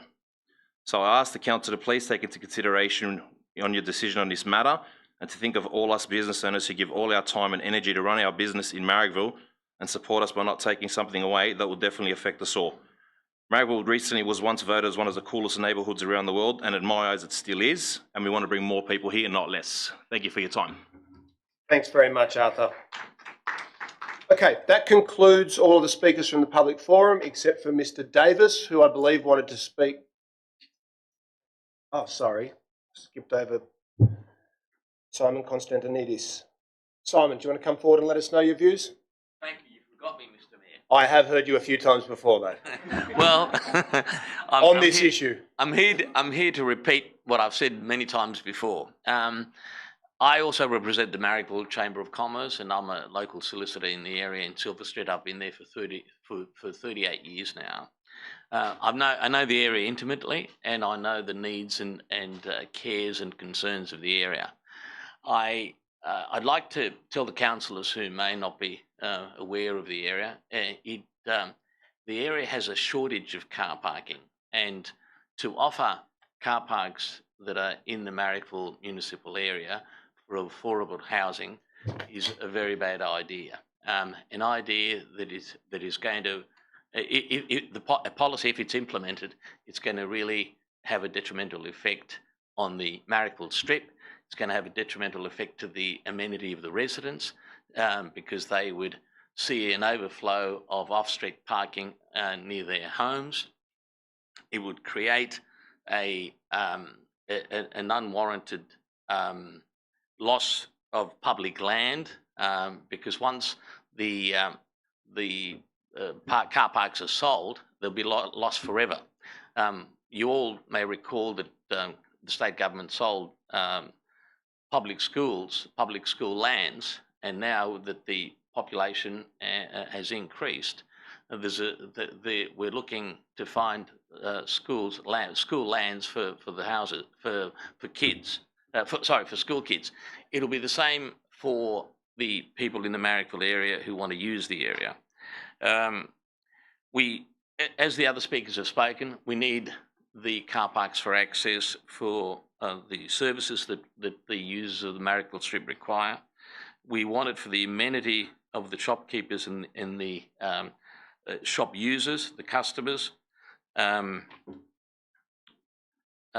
We believe that the policy to provide housing is a good idea, but that could be accommodated elsewhere. The two policies are not mutually exclusive. You can have affordable housing in other areas other than by selling off or offering for public housing or affordable housing the car parks.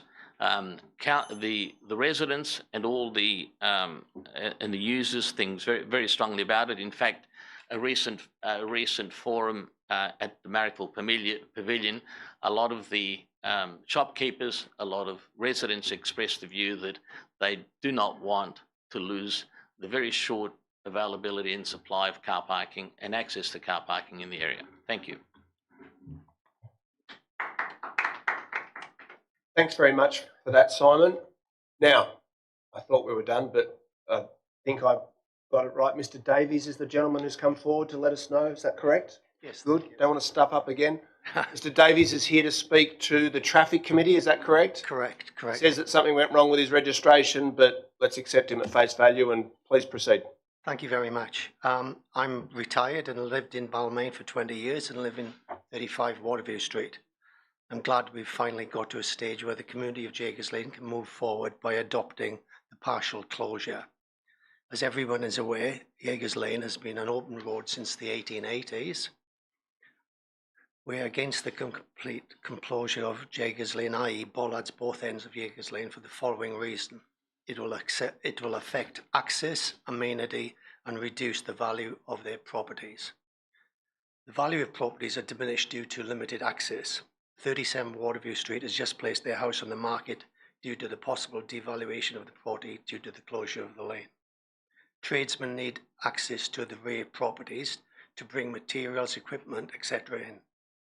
Access from Waterview Street is not always possible due to parking restraints and opening size of the front doors to get equipment, etc. into their premises, and therefore they have to use the rear lane entries through Jaegers Lane. General deliveries use the rear lane when access from Waterview is not available due to parking constraints. Access for utilities, including electrical, waterboard and emergency services, the electrical light poles to be serviced, as well as service manholes in the lane. Certain owners use the rear lane to charge their EVs. We remind Council that Council acquired the corner of Duncan Street and Jaegers Lane in 2005, where they stated that it was intended to dedicate the road widening to Duncan Street to the public as an open road. We agree with Council that if the lane has to be closed, the Traffic Committee's proposal for one bollard between 31 and 33 Waterview Street be adopted.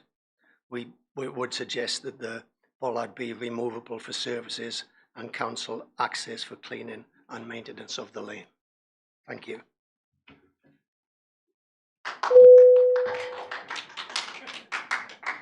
Thanks, Mr Davies. I believe that does conclude the contributions from the public gallery. Now, everyone's welcome to stick around for the entirety of the council meeting if you would like. The proceedings are also broadcast live on YouTube and recorded there for posterity, as is a statutory obligation. We can't guarantee that the order in which your item has been listed on the agenda is the order in which it will be dealt with. Things move around because we've got such an enormous agenda tonight. There's a lot of different items, so things can be moved around to different points in the night. So you're more than welcome to stay if you would like, but you can also watch from home if you would prefer that. So that brings us to the condolence motions, the first of which is for former councillor and Mayor Rochelle Porteous. If I could move that motion, please, Mr. Mayor. Please do. Like all of Rochelle's Greens colleagues, I was in shock when I heard that she had died a week or so ago. Rochelle was a force of nature and a force for good on so many issues. She could also be quite terrifying when she was on a mission, unstoppable and fierce in fighting for what she believed in, and it's hard to believe that she is no longer with us. Rochelle was a champion for our local community and a fighter for the disadvantaged. She loved our community and did so much to make it a better place with her tireless advocacy to preserve Callum Park, standing up against Westconnex and working to make the area more sustainable and accessible for everyone. Rochelle served as a councillor on Leichhardt and Inner West councils between 2004 and 2021, and as mayor over multiple terms. She was one of the longest serving councillors across the region, and for those of us who were first-time councillors in the Greens last term, she was an invaluable mentor, a source of advice, information and inspiration. She served her community in a variety of ways, including directing the Stepping Out Housing Initiative, a domestic violence and childhood sexual abuse and homelessness program, and being campaign coordinator for CIDA, an organisation for children and young people. Her connections with Italy and the Italian community also ran deep, and she was always there to advocate and support people. After finishing up on council in 2021, she continued her work in disability advocacy, as well as continuing to be very active in the Greens. She was an incredibly principled, determined, and unrelenting in her desire to make the world a better place for the most vulnerable people in our communities. On behalf of the Inner West Council and the community, we would like to extend our condolences to Rochelle's partner Aurelio and her friends and family who will feel her loss so deeply. There's a celebration of Rochelle's life on the morning of this Saturday at Leichhardt Town Hall, starting at 10:30 for 11 o'clock, to which everyone is welcome. And in the minute in the background there is a response address. Thank you. Thank you very much, Councillor Atkins. Councillor Tastan. Thank you, Mr. Mayor. It is with deep sadness that we acknowledge the passing of Catherine Young in. Sorry.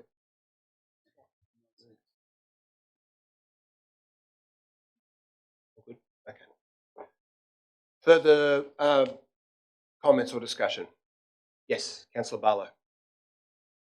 Yeah, just wanted to make a small contribution as well. Rochelle was a great inspiration to me actually in the short time that I knew her. She was a tireless advocate for the disabled community during her life in politics, and she was an inspiration to women everywhere, not just in her work in community directing Stepping Out, but in inspiring young women in our movement to join the Boys Club of Politics. Rochelle truly took no prisoners in her speeches and in her work and in her interpersonal relations. And she was a firebrand that inspired other women to speak as fearlessly and as often on the issues that mattered to them. Rochelle always had time to help anyone work through a political problem or strategy, provided advice from her experience in her own life, and truly dedicated her life to bettering our community and our world as a whole. She will be deeply missed. Thanks, Councillor Barlow. Further discussion? Just speak very briefly on behalf of my Labor colleagues and as a long-term colleague of Rochelle's. I want to express our great respect for her diligence to her work, her commitment to the local community, her ferociousness in coming after any cause that she believed to be just. And I personally want to record that I thought the way that she insisted upon returning to public office after being very unwell in the previous term of council was quite extraordinary, and showed a determination and a will that very few people in politics could claim to have. And on behalf of the Labor Party, I want to express our condolences and respect to her Greens Party colleagues for Rochelle's service to their party and to our community. Is there any further discussion? Not. I'll move that motion. All those in favour? Against? Declare that carried. The second condolence motion this evening is in condolence of Catherine Young. Councillor Tassin. Yeah, thank you. It is deep sadness that we acknowledge the passing of Catherine Young in December 2024 following 4 years battle with cancer. Catherine was an exceptional woman of courage and great of courage and much loved active member of the Balmain and Rozelle community. Community meant a lot to Catherine, and she got involved in a number of ways. As a manager of many years with Balmain Football Club, Treasure Phoenix Childcare, and involvement in Rozelle primary and after school care. More recently, Catherine co-founded Balmain Rozelle Dining Facebook page as community service to support local businesses and connected them to local community. Catherine often received the feedback about the impact that this had on so many businesses in the local area, particularly as a lifeline through COVID, as the community stood by support local business through that time. What started as a small group of friends quickly grew to almost 800 members. Catherine was also behind the beautiful floral mural in the Balmain Woolworths car park. On behalf of Inner West Council and Balmain Rozelle community, we would like to acknowledge that contribution that Catherine has made to our community. I would also like to extend our deepest condolence to her husband Richard, her sons Bodie and Hunter, the wider Brown and Younger families, and her friends and community. Catherine represented the best of us. She will be missed. There is a link to agenda for anyone who like to support Catherine's fundraising at the Australian Cancer Research funding page. Thank you very much, Councillor Tastan. Is there a seconder for the motion? Councillor Blake, do you wish to speak to it? Waived. Are there any further contributions? No, I'll put that motion. All those in favour? Against? Declare that carried unanimously. That brings us to the mayoral minutes that have been tabled this evening, and I'll begin by speaking to the first of those, combating anti-Semitism, supporting community cohesion in the Inner West. Vandalism and attempted firebombing of the Newtown Synagogue in January was the latest escalation of anti-Semitism in the Inner West, which has been building for many months. Throughout the past year, there's been increasing incidents of local Jewish citizens being harassed, anti-Semitic graffiti, and vandalism and threats of violence. Every week, people are reporting new cases of vilification and intimidation targeted at the Jewish community. Anti-Semitic slogans and Nazi memes are continually being plastered on local walls, windows, and bus stops. Hamas assassination targets have been repeatedly painted on the offices of local politicians. Local Jewish people are feeling real fear, as has been expressed tonight. Worse still, anti-Semitism has been brought into the chamber of the Inner West Council. At the August 2024 council meeting, local Jewish community representatives were booed and hissed by protesters who attended the meeting if they had a Jewish-sounding name.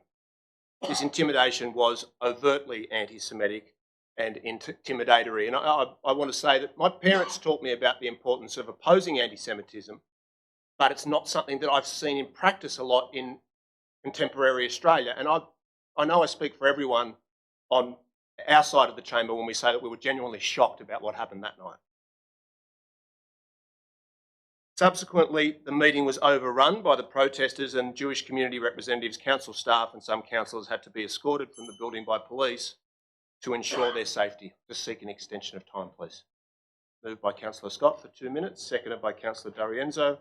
All those in favour, against, declare that carried. Subsequently, a variety of candidates at the September Inner West Council election had their posters continually defaced with anti-Semitic slogans and memes. One candidate, who happened to be Jewish, the only Jewish candidate to be running at the top of a ticket of a political party, was specifically targeted with vile and derogatory graffiti. It is time for the whole Inner West community to come together to condemn this anti-Semitic conduct and to stamp it out. On February 6, I joined with Ned Manoon, the Mayor of Liverpool, a Shia Muslim, and Will Namesh, the Mayor of Waverley, a Jew, to convene a mayoral roundtable on social cohesion. More than 20 councillors from across Sydney were represented at the event, and it was very positive. And people from all different political parties and geographic locations, we all spoke with one voice to say, we have to do something about this at the local level. There was broad consensus amongst the mayors in attendance about the need to take action at the local level, and I'm seeking endorsement from council tonight to endorse the joint statement of the mayors that was made. I won't articulate the entirety of the motion, but simply say in closing that the primary objective here is, one, to make a clear statement of condemnation about what's been happening. Two, to endorse the roundtable that was held amongst mayors and to continue down the path of working with other local governments based on that statement of principles to build social cohesion in our own local communities. And three, to implement the anti-racism policy of the Inner West Council. We are the first council in New South Wales to have adopted an anti-racism policy. We announced it on the day of the roundtable. It was welcomed by all of the mayors attending in the room as an important breakthrough, demonstrating how local government can take action at the local level. And it's important that we commit to not just endorsing it or adopting it, but actually implementing it. And that's what this motion seeks to do. So I'll move that way. Is there anyone who wishes to speak to the motion? I wish to speak to it, Mayor. Yes, Councillor. Yes, Councillor, please proceed. Yeah, and I want to start by stating that this work is very close to my heart. I'm a director of an anti-racism organisation and have dedicated years of my career to researching within the counter-violent extremism space. I'm also one of the few councillors with lived experience of being a racialised person. So let me be the first to say that we should absolutely be condemning unashamedly acts of anti-Semitism and racism in this community. And yes, there are a lot of points in this Mayoral Minute that I do agree with, like the condemnation of these racialised attacks and the congratulating of what Council is already doing within the Community Strategic Plan and the anti-racism strategy. But I want to talk about white supremacy.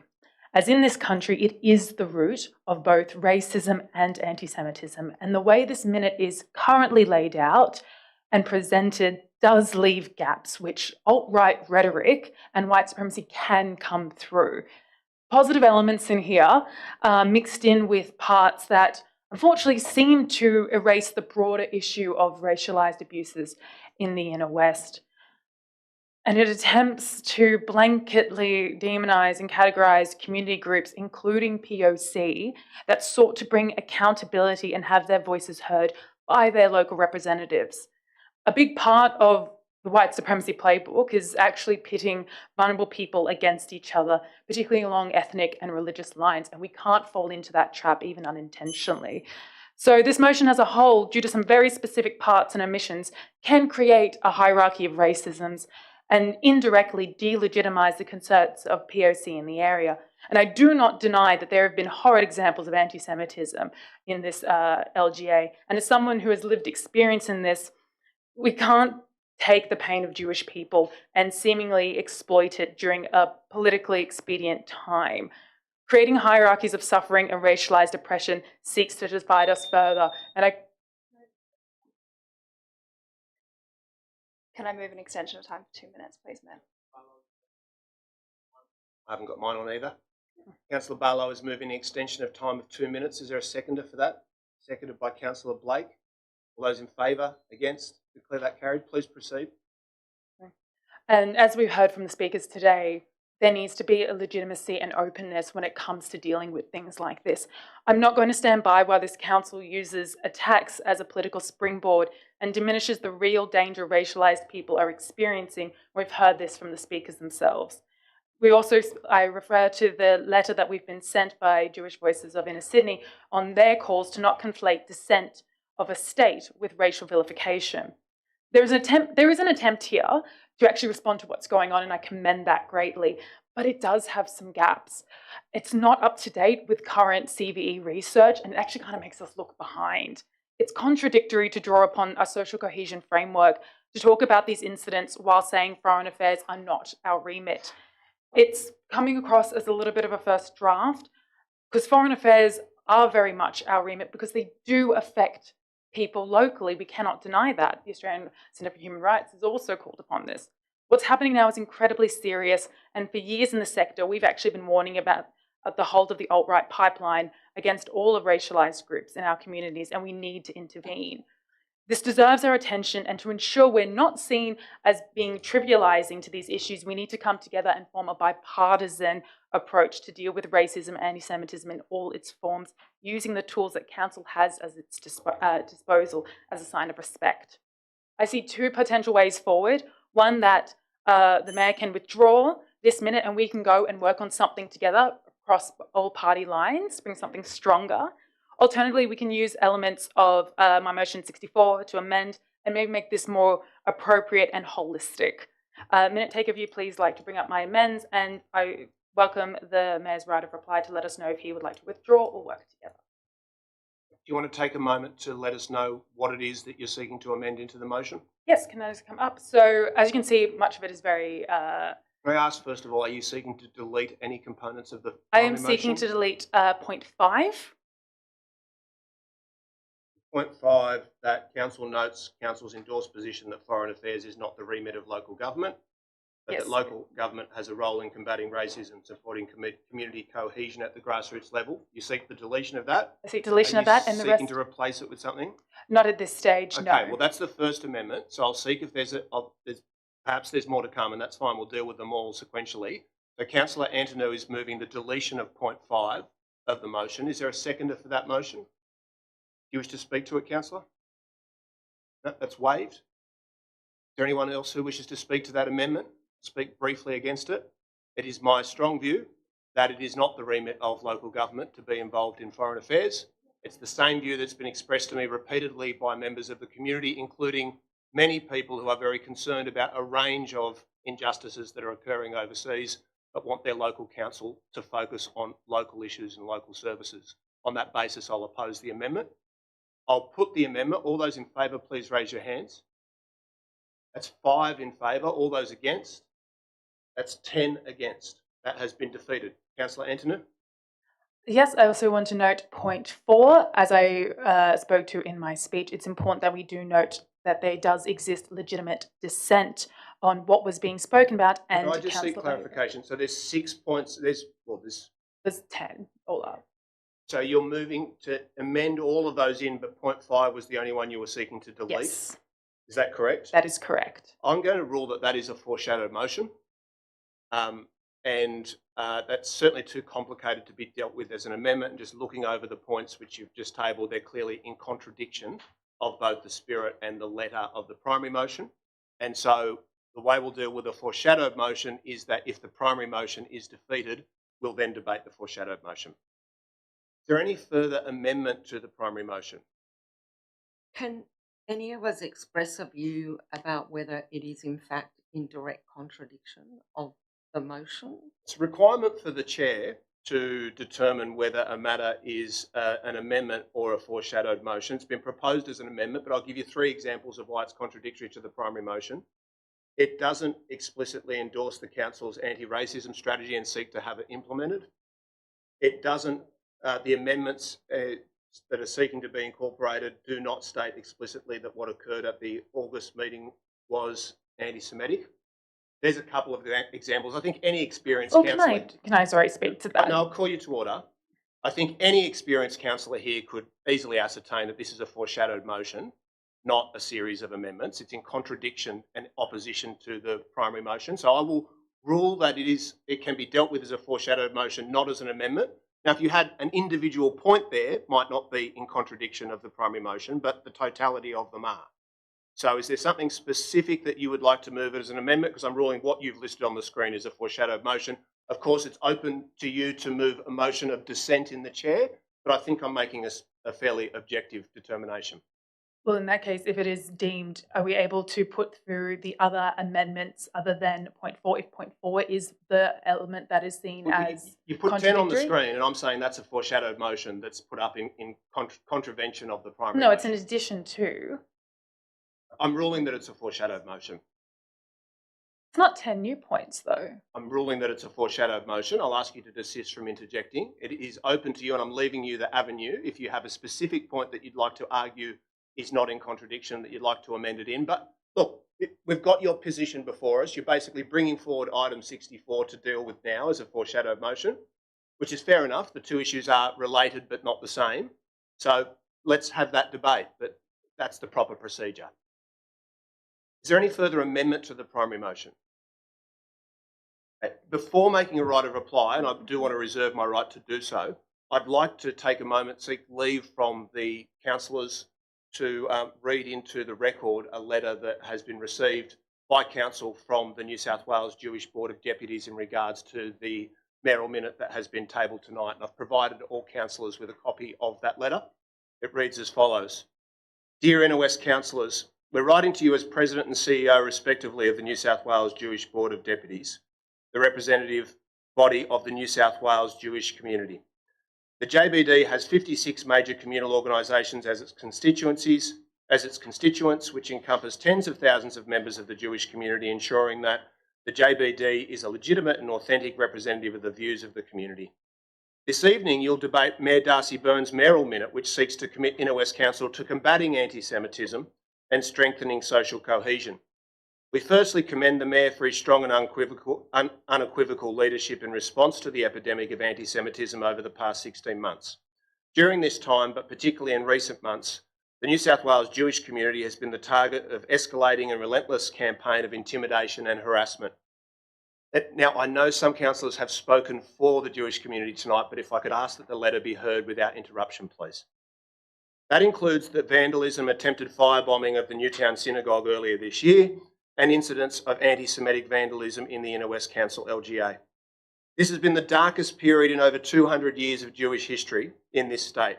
For many in our community, this marks the first time they've experienced overt anti-Semitic hate on an almost daily basis and lived in genuine fear. Local government has a critical role fighting back against this hatred.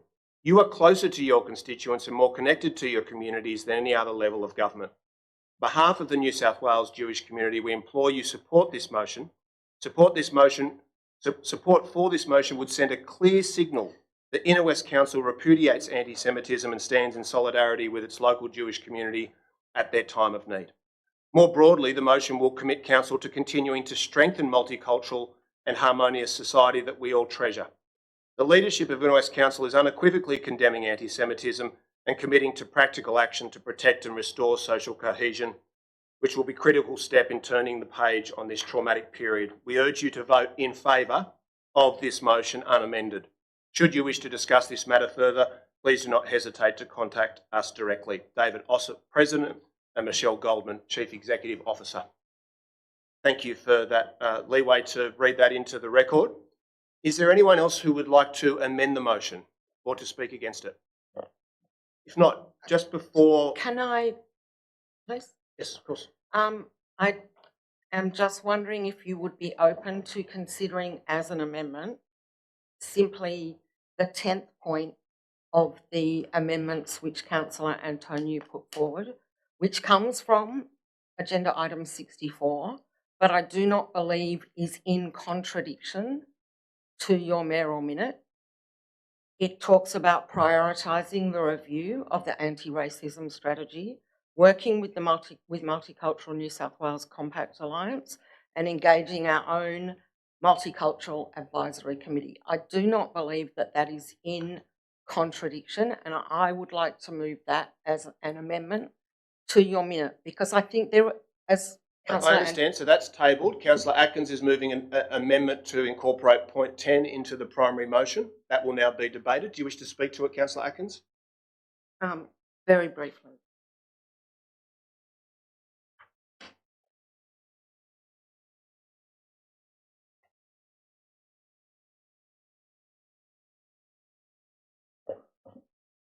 I would just like to note, as part of moving this amendment, that we of course all condemn anti-Semitism.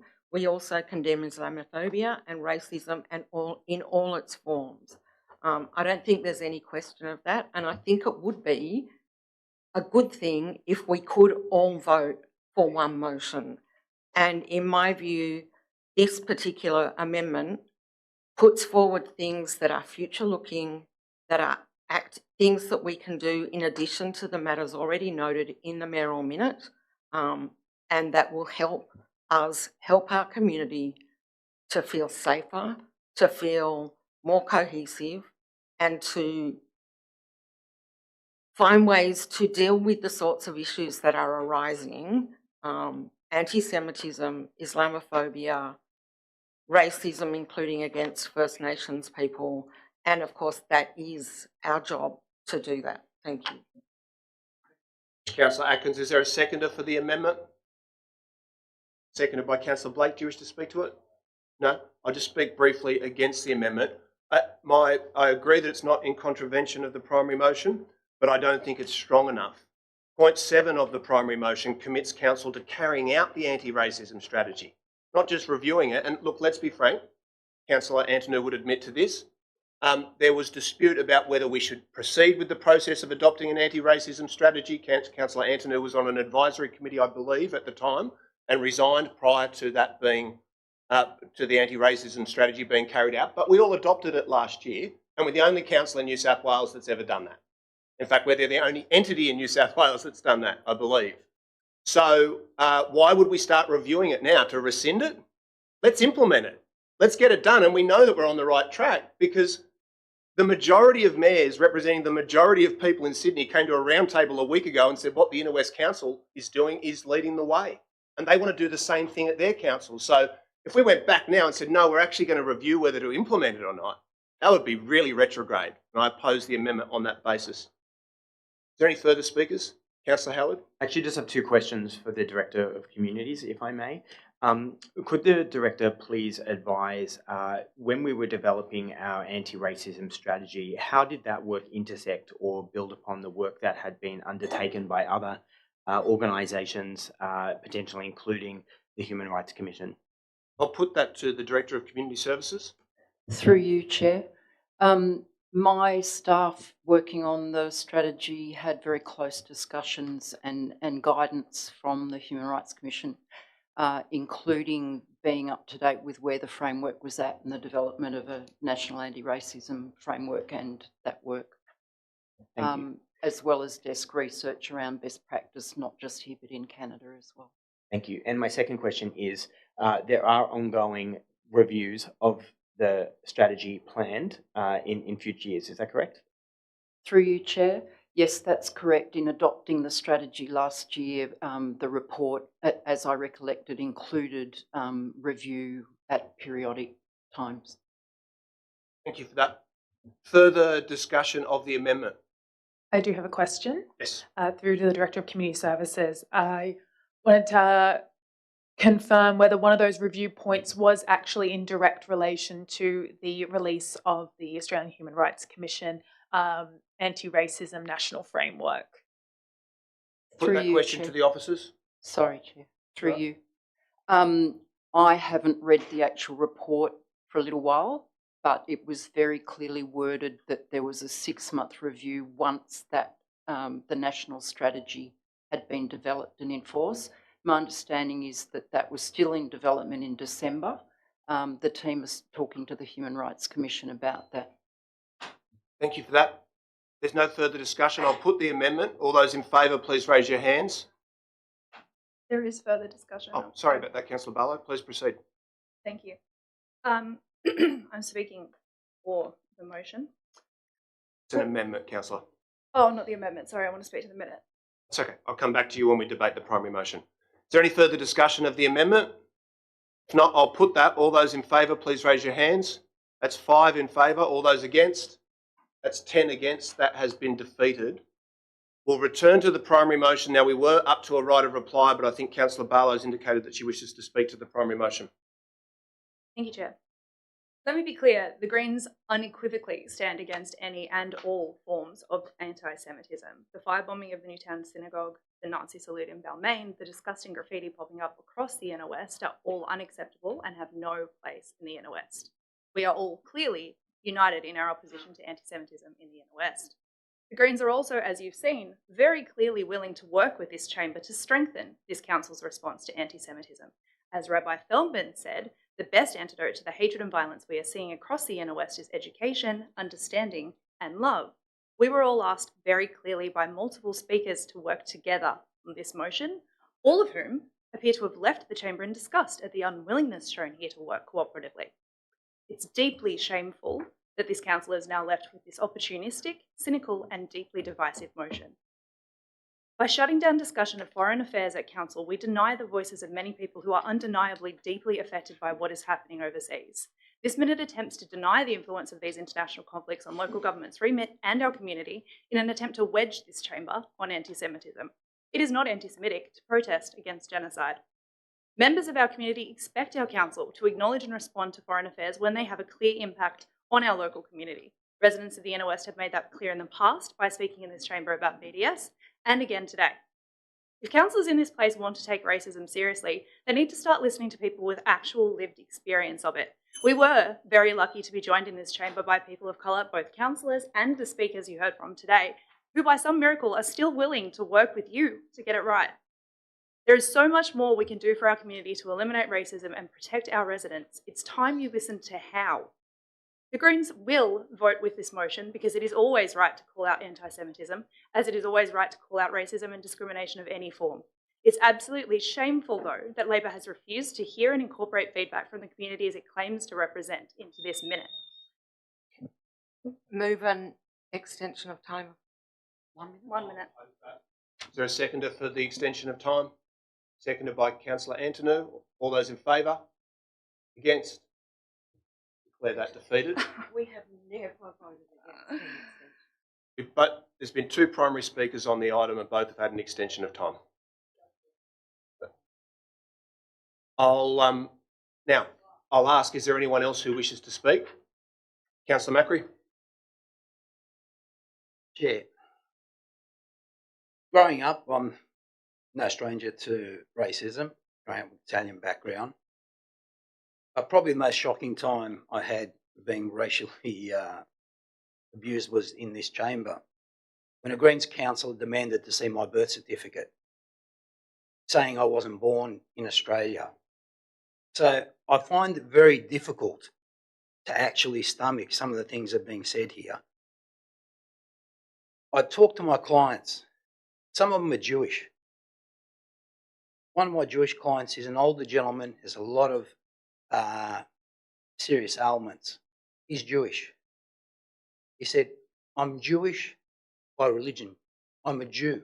I'm of the Jewish religion. I'm not Israeli. I'm Australian.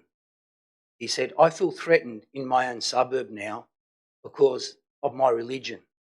I don't support what's going on over there, and none of us do support what's happening.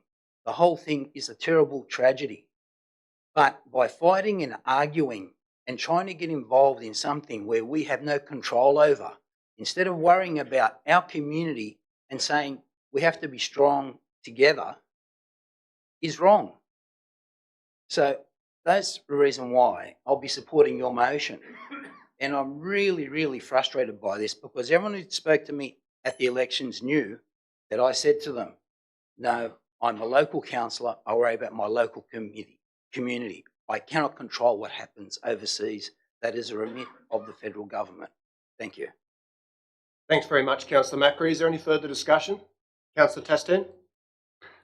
Thank you, Mr. Mayor. And I just want to say my feeling as well. One of the maybe councillor coming from war zone, still that war zone is a continue my homeland, which is in Turkey, in Kurdistan. And the feeling that war and happening over there is impacting our community in Australia. And through different level, through the culture, through the school, through the work, through the street, has been followed or been monitored, been threat. Your own kids go to school, your family is not something be accepted and not tolerance. This kind of behavior shouldn't be part of our beautiful country where we live in Australia. But unfortunately, they coming here, whatever's happened there is coming here too. As a community leader, as a community aligners, being representing community, our job to bring everyone together, to find channel to talk to each other and avoid these conflicts and make this country better and we live together under respect, harmony, and love. That's the best thing we should do it, and we should work around together and find way to help Jewish community what they're facing. And I've been talking to lots of different Jewish community in my local area and also from different area, and I understand their feeling. It's really not easy to sort of experience that feeling, because if you don't know how that works. And my suggestion here, and as the Inner West Council, and find way to, all of us work together and look after our community, and we not let that happen to anyone as Islamophobia or against racism or anti-Semitism. Thank you. Thanks very much, Councillor Tastin. Is there any further discussion? No, I'll make a very brief right of reply. This motion is a necessary statement of principle about what has been occurring in our community and a statement of solidarity with the Jewish community who have been subjected to an unprecedented campaign of intimidation. Now, Councillor Barlow, amongst her other comments, stated that she will vote for this motion. I welcome that. But she says that it's a terrible motion and that the motion politicises the issue. I'm not sure why you would vote for it. No mention has been made by Councillor Barlow of the Greens member for Newtown, Jenny Leong, and her comments about the Jewish community spreading its tentacles into multicultural communities, which was by any measure a gross politicisation of the issue. Nothing has been said about the overrunning of the last council meeting where we debated this issue, in which people throughout this chamber, staff and councillors, had people screaming at them that they were Nazis.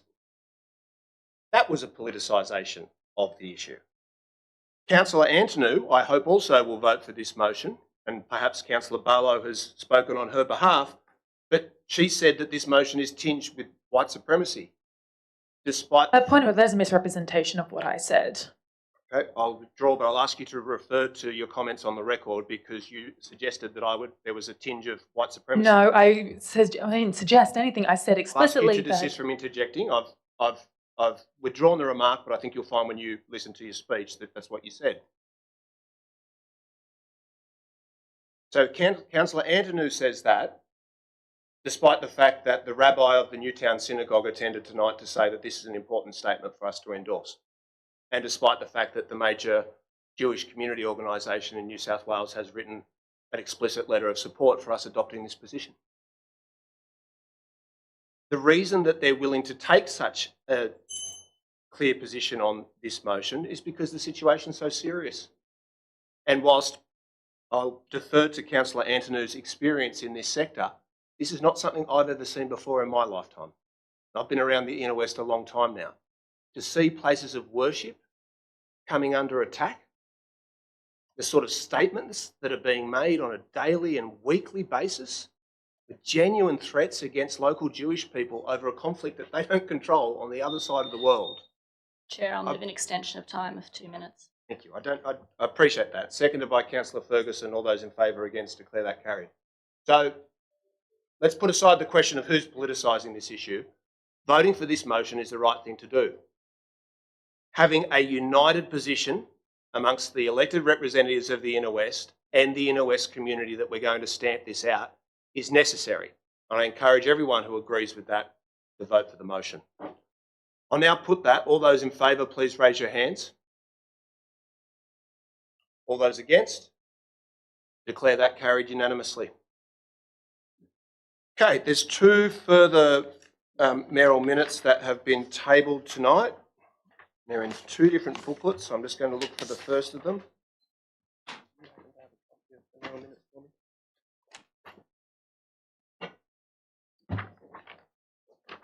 That's okay, I've got it here. Thank you. In relation to the conversion of the Camperdown Westconnex dive site to housing. On Monday the 10th of February, the New South Wales Government joined with the Inner West Council to announce the proposed conversion of the former Westconnex dive site on Parramatta Road in Camperdown to a mixed-use residential development, including a total of approximately 500 new homes, 200 of which are to be made available at below market rent to essential workers. A very good thing. The project is being undertaken by the New South Wales Government agency Landcom, with the title for the 200 rental homes for essential workers to be retained by the government, so it's public housing. The site was identified for conversion to housing through the New South Wales Government's land audit. This outcome follows advocacy and previous resolutions by Inner West Council seeking an increased residential density on the site from that originally indicated a few months ago, in which it was suggested that there might only be 100 homes. So thanks very much to Councillor Scott for her advocacy in taking this up. There's a desperate need to increase housing supply and the delivery of more affordable rental properties for essential workers in the Inner West. This sort of mixed housing, including government-owned homes and homes for rent in the private market located nearby to services, transport and employment opportunities, is precisely the kind of development we need to address the housing crisis and, dare I say it, to rejuvenate Parramatta Road. Although I won't suggest that it will be a tree-lined boulevard, it'll just be a much better place with a couple of thousand more people being able to afford to live in the Inner West.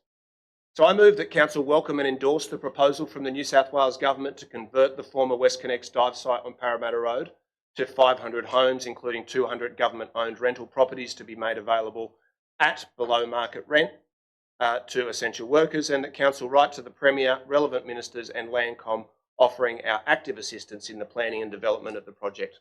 And I will move that way. Councillor Scott, do you wish to speak to it? Thank you. Yes, Mayor, I do wish to speak in support of this motion. As the councillor representing the Leichhardt ward, where this much needed housing is to be placed, I do fully endorse the state government's proposal here. I am incredibly grateful that they listened to the Inner West Council and the motion that I put forward asking for them to seriously upzone this site, which they did to 5 times its size, which means we get to welcome 5 times more new neighbours into Camperdown and into the north side of the Inner West LGA, which is something that I think we should continue to advocate for. I'd also like to congratulate Sydney Yimby on the work that they did to put forward an independent campaign calling for what the Council of the Inner West also called for. They're a great organisation, and their chair, Justin Simon, did excellent work pulling together a lot of signatories for their petition, meeting with the right people, and getting the ministers to listen to them as well. I will note that the member for Balmain called this proposal both shameful and disappointing, which really speaks to, unfortunately, her attitude, which she's taken over, many years when it comes to this kind of, new upzoned areas, something that we should fully support. I recognise that other members of the Greens Party might have advocated for this, but people don't usually call their wins shameful and disappointing. Fully endorse this motion and endorse that proposal, and it's wonderful that it does include those 200 government-owned homes which will be available for essential workers. Much, Councillor Scott. Is there anyone who wishes to speak against the motion or to amend it? No? If not, I'll put that. All those in favour? Against? Declare that carried. There's one more further mayoral minute. I apologise for having been tabled very late, but I wanted to adhere to a commitment that I made to Jacqueline from the Gamrata boys in December, and that is that a number of councillors will be aware there's been an ongoing, very informal program of a collection of goods and foods and basic necessities from the Inner West community to be taken out to very remote Aboriginal communities in New South Wales. Both the former member for Balmain and the current member for Balmain have been of assistance to the organisers of that transport in the past in carrying it out, but they don't have any recurrent funding for it. The Gamrata boys are regularly performing at our events and festivals. They open a lot of them. All of us will have seen them perform.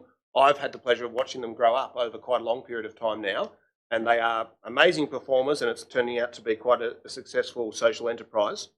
And so I just want to propose that our officers meet with the people carrying out these missions and see whether we can assist in some way or other with the transporting of the goods. I'm not sure whether that will be achievable or not, but it's certainly worth discussing it. I don't imagine that's something that anyone will need to oppose or amend. Is that all good? I'll put that. All those in favour? Against? Declare that carried. Okay, that brings us to the substantive agenda. Councillor Howard? I'd like to move a procedural motion to bring a number of items forward. Moved on Globo.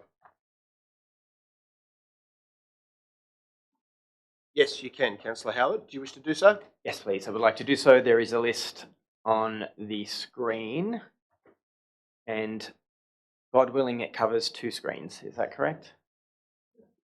Can we make the font a bit smaller so that it's on one screen?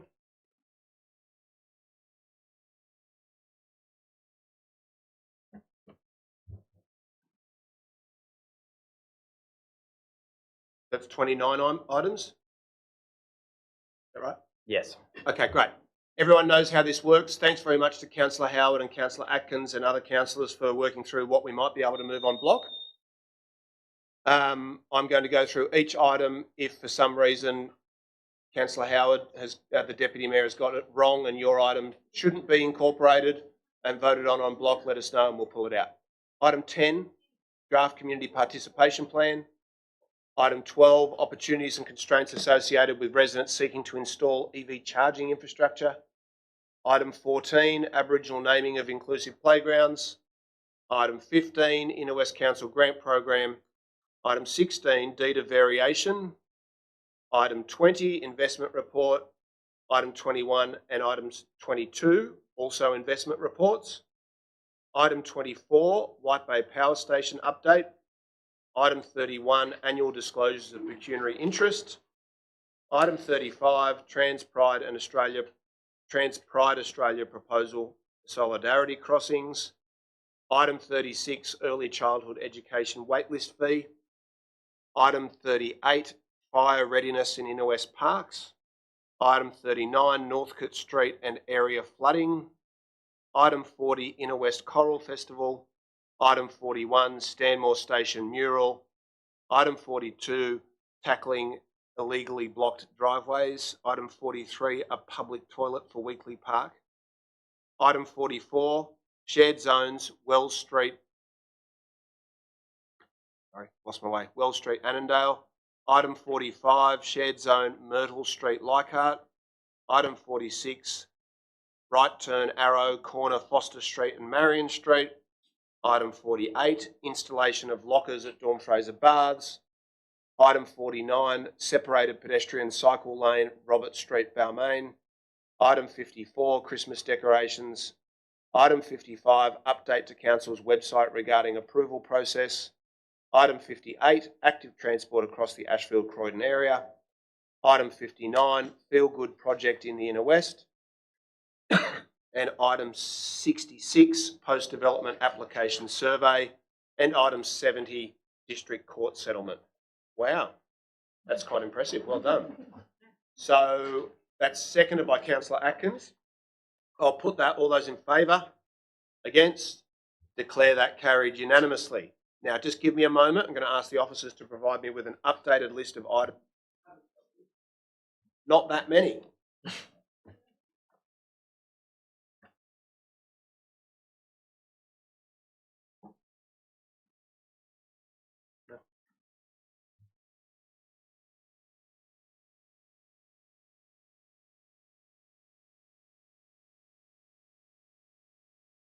Okay, I think that brings us to item 4, quarter 2 progress report. Councillor Scott. Thank you, Mr. Mayor. I would like to move an amended version of the officers' recommendations, and those are being displayed on the screen, and I will speak to the report and also the reason for those amendments. Firstly, I'd just like to commend the officers on the report. There are a number of highlights in the covering paper which I will take as read. Not the least of which is the fantastic rollout and uptake of EV chargers. Now, as of my last piece of information, we had 80 chargers rolled out. If the officers have an updated number, I would be very happy to hear that number tonight. But we will end up with over 200, I think.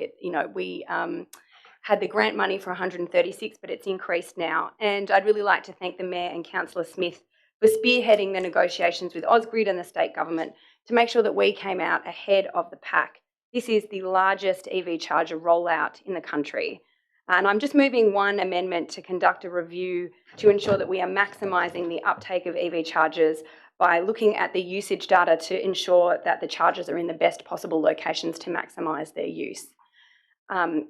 As to the rest of the report, it shows an excellent budget position for the Inner West, and I'd like to thank the CFO for all the work that he's done to bring in that very small deficit and to continue to project that we will move into a surplus in the next financial year. There has been incredible work undertaken by our staff across our infrastructure. One of the highlights mentioned in that report is the free family pool day at Ashfield Aquatic Centre, which occurred in October last year, which will be relevant later. I commend this report with that small amendment to you, and I hope that all other councillors also appreciate all the work that we've done in the last quarter. Thanks very much, Councillor Scott. Is there any further discussion? Seconded by Councillor Barlow. No? I just wonder whether Councillor Scott would accept a tiny amend to her amend. We shorten things a lot, like in Australian parlance. I'm an expert on alpha slang now, if anyone wants to hear my attempts at this. Desperately. No, but my kids are. What Sigma. What I Please was carry on. proposing was that we could make specific reference to whether there's any changes needed for accessibility reasons. I understand from staff that there's no current targets around accessible EV chargers, and that might be something that we want to consider. You have specific wording? Literally just included in the sentence that you've already got for item You're going to have to tell me what word and where you want it included. I think we could say safely that there will be consideration of disability access in a broad review like that. I think you can have confidence in that. so. I'll put that as a question to the council officers responsible for the program. Through you, Mr. Chair, yes. Okay, thanks for that. You happy with that, Councillor Barlow? Sure. Okay. I'll put, so we need a seconder for the motion. Deputy Mayor? I waive my right to speak. Okay, I'll put that motion. All those in favour? Against? Declare that carried. Item 5, Rozelle Parklands Plan of Management and Licensing Agreement. Can I ask for the council officers to display on the screen an amended primary motion that I have submitted to them? which includes the officer's recommendation for adoption of the master plan, but also additional items. Okay, I just want to take a moment to speak through the amendments. I'm proposing that we do adopt the master plan, and I want to begin by thanking the council officers for their diligence and hard work in the preparation of this master plan. They had to meet a tight deadline. It's been a very big piece of work. There's been very deep community consultation, and because we were determined to make sure that we met our commitment to the New South Wales Government to take on care, control and management of the park, they've needed to do that over summer. I do think there has been enough consultation period. It's been an extended consultation period, in fact, but that has included the Christmas and New Year period. So that's a good thing. We've done our work. But the substance of the rest of the amendment that I'm seeking to incorporate is about the failure of Transport for New South Wales to come forward to us with a proper agreement that can be adopted so that we can take on care, control and management of the site. And I know I've spoken too much in this meeting already, but I just want to take a moment to outline some of this information because not all councillors will be aware. The deal that we came to with the government a year ago is that if we were going to take on care and control of the site, which has a recurrent cost to ratepayers, we would need an upfront capital investment to improve the park because there are a lot of elements of the design that were eliminated prior to it being built. And some of those Transport for New South Wales are delivering now, and some can't be delivered at the park, and the funding, the $20 million, is to help to pay for all of those things. Unfortunately, the approach from Transport for New South Wales has been far too bureaucratic, and despite the fact that the General Manager himself has taken ownership of the negotiations, we can't get them to understand what an agreement for care, control and management is. What they're presenting to us is more like a commercial lease, in which it's a very long document, much longer than all the other agreements that we have with the state government over parks, and in which a lot of the liability and risk for the contaminated subsurface at Rozelle Parklands. Can I move an extension of time for 2 minutes, please? Thank you very much for that. I really appreciate it. Seconded by Councillor Carlisle. All those in favour? Against? Declare that carried. In which the subsurface, which is the Rozelle interchange of Westconnex, obviously a contaminated site, too much of the risk is placed back onto council. And we can't have that. This is meant to be the compensation for everything that our local residents were put through, not a liability for our local community. And I've listed here transparently some of the open disagreements that our officers have had with Transport for New South Wales in regard to the negotiation. Some of those include the fact that they could take the site back at any moment without our concurrence, that we couldn't get out of the agreement if something went wrong, that if something happened with the site in terms of contamination that had nothing to do with council's activities, that we would still be liable. And worst of all, look, I hate to say this, but I've come to the conclusion that one of the reasons that Transport for New South Wales have still not opened up the sporting fields, which they could have done a year ago for local clubs to use, is that they're trying to force us into agreeing to a memorandum, a licence, a lease that is not actually in our community's interest. Now, I don't like to say that in public because we really want to land this, but we can't do it in the wrong way or in a way that betrays the community. And I think we've just got to be straight with Transport for New South Wales that this is not good enough, and with our own community that, yep, we want to get this agreement. We want local control of the Rozelle Parklands. We want the kids on there playing. We definitely want the $20 million of investment, but not at the cost of an agreement that sells our community down the river. So I'm proposing that we, unfortunately, once again, take up the cudgels and start advocating publicly for Transport for New South Wales to do the right thing. I promise that's the last time I'll ask for an extension of time tonight. Is there a seconder for the motion? Councillor Ferguson? Do you wish to speak to it? Now, can I ask, there was an amendment from Councillor Ferguson in regards to active transport within the park. Has that been tabled on the screen as well? Or can I ask that it is, please? That's incorporated into the primary motion. Councillor Ferguson is the seconder of the motion. Did you wish to speak to that amendment? I will speak to it briefly. Thank you. Thank you, Mayor. My amendment is to not convert the, so I'm amending item 5, and my amendment is to not convert the current separated cycle pedestrian path in the Rozelle Parklands to a shared path. but instead retain with the view to separate the pedestrian and cycle lanes with a physical barrier. With the removal of the Ryan Street to Victoria Road cycleway on Lilyfield Road, the idea is to divert the cyclists through the Parklands. This is a major route connection to the city, with some cyclists travelling up to 40 k's per hour. As Balmain resident Rebecca Ferdinand, who spoke at council tonight, pointed out, this path is not only used for recreational cycling, it's an integral route for commuters. The path separating pedestrians and cyclists with line markings is working pretty well, but with the removal of the Lilyfield cycleway, there will be an increase in commuting bike traffic travelling at high speeds. If we're taking these cyclists off the road, we need to ensure there is a safe passage for them through the park for the protection of both pedestrians and cyclists. A shared path will only increase the risk of a pedestrian-cyclist accident on the path, whereas further separation by a physical barrier on the existing path will ensure the safety of both pedestrians and cyclists, most particularly during peak commuting times. Thanks very much, Councillor Ferguson. Is there anyone who wishes to oppose the motion or to amend it? Councillor Macri? Yeah, just a question. Yep. What will the impact be of having a physical barrier in the park separating the cycleway? And is there a cost associated with that? I am interested in seeing how it would work. Being a cyclist that rides in a shared path, I know it is very challenging. If people are using it for commuting, they want to actually move, and sometimes walkers are a little bit erratic. When did you become a cyclist? Mate, I'm a cyclist. I'm down on Cooks River. There.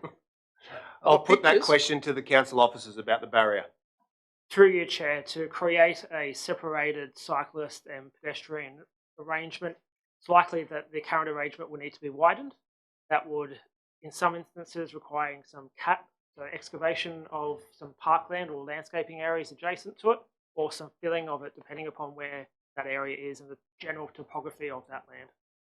There's no costings associated with that at this stage. Okay, thank you for that. Further, yes, Councillor Tastan. Thank you, Mr. Mayor. I have two questions to ask. And the plan of management financial implication highlight the commitment of 20 million by the New South Wales government for parkland improvement, of which 8 million has been allocated for all-weather synthetic playing fields, leaving 12 million for park improvements. But there are also ongoing costs of taking care and control of the parklands.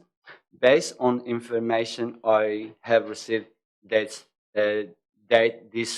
estimate to be 650,000 and will be funded from operating budgets.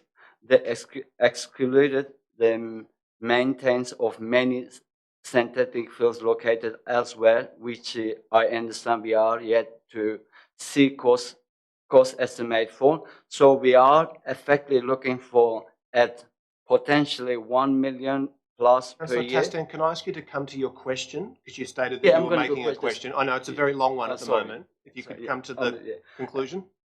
Yeah. 1 million per year, we will need to cover the experience something else. Can I confirm this figure are correct? Well, the figure in the report is 650,000. So what's the 1 million that you're referring to? Which is 1 million per year, and they will need to cover the expenses of something like synthetic turfs. There's no synthetic turf proposed in the Rozelle Parklands. The next question: given we have committed to freeze for the next 4 years, when we can expect on the update on the care, control and management agreement for the parklands, including ongoing costs to cancel? I'll put that question to the officers. Can we read or not? Yes. I can have. We're getting, as soon as we have the care, control and management agreement, we'll report it back to council. I think with the next meeting being only 3 weeks away, I think it'd be too optimistic to think that we'll bring it to that. We'll do our darndest to get, which we've committed to, Matthew and myself, in the negotiations. So as soon as we have it, we'll bring it back to council. We've reported previously, as in the report, the cost to council is our operating expense of 650,000, and that's being built and factored into the budget and the long-term financial plan. Okay, thank you for that. Any further, so where are we up to? We're still dealing with the primary motion. Is there anyone who wishes to amend the motion? If not, I'll put that. All those in favour? Against? Declare that carried unanimously.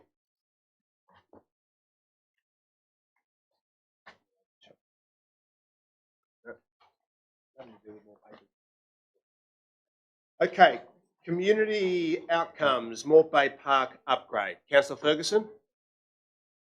Yes, I'd like to move an amendment to this report. To the minute I takers? have provided Okay, I'll ask that is displayed on the screen. Thank we you. can see it there now. Yep. Thank you. You wish to speak to it? Yeah, just really briefly. I say that every time, but it will be brief. We all do.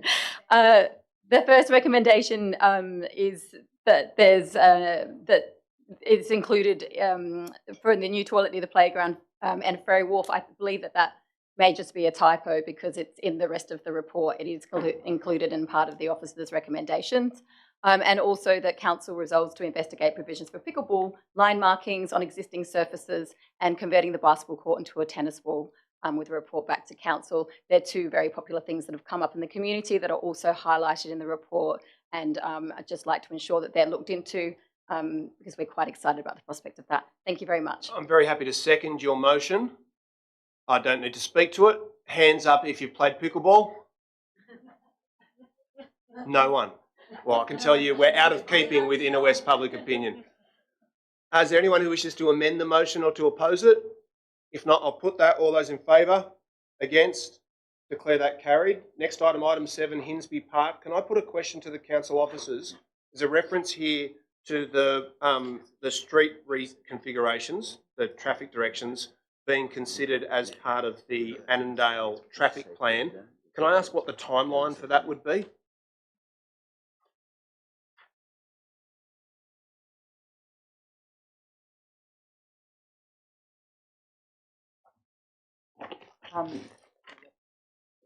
It's a traffic matter, isn't it? Yeah, it is, and my learned colleague informed me within 3 months. Ryan's here. Through your chair, I would anticipate within the next 3 months. Okay. If that's the case, that's fine. I just wasn't sure if it was something that we'll deal with in a month, 6 months, 3 years. But we want it to progress. So thank you for that commitment. Any further discussion of this item? I'm happy to move the officer's recommendation. Is there a seconder? Seconded by Councillor Ferguson. All those in favour? Against? Declare that carried unanimously. That brings us to item 8, revised sporting grounds allocation policy. Councillor Ferguson? Yes, I'd like to move amendment, please. Please do. Have you provided that to the minute takers? I have provided the wording, thank you. Okay, that's been displayed on the screen. That's incorporated into the primary motion. Do you wish to speak to it? No. Okay. Is there a seconder for the motion? Seconded by Councillor Carlisle. You wish to speak to it? That's waived. No debate. I'll put that. All those in favour? Against? Declare that carried. Item 9, draft economic development strategy.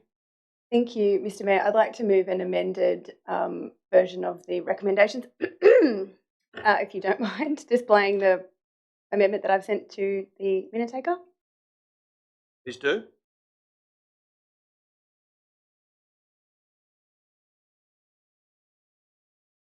Thanks. I'm actually just asking that we defer consideration of this economic development strategy until a review of economic development funding is finalised. There's a notice of motion later on the agenda that asks us to give some consideration to the way that we involve our local chambers of commerce in economic development.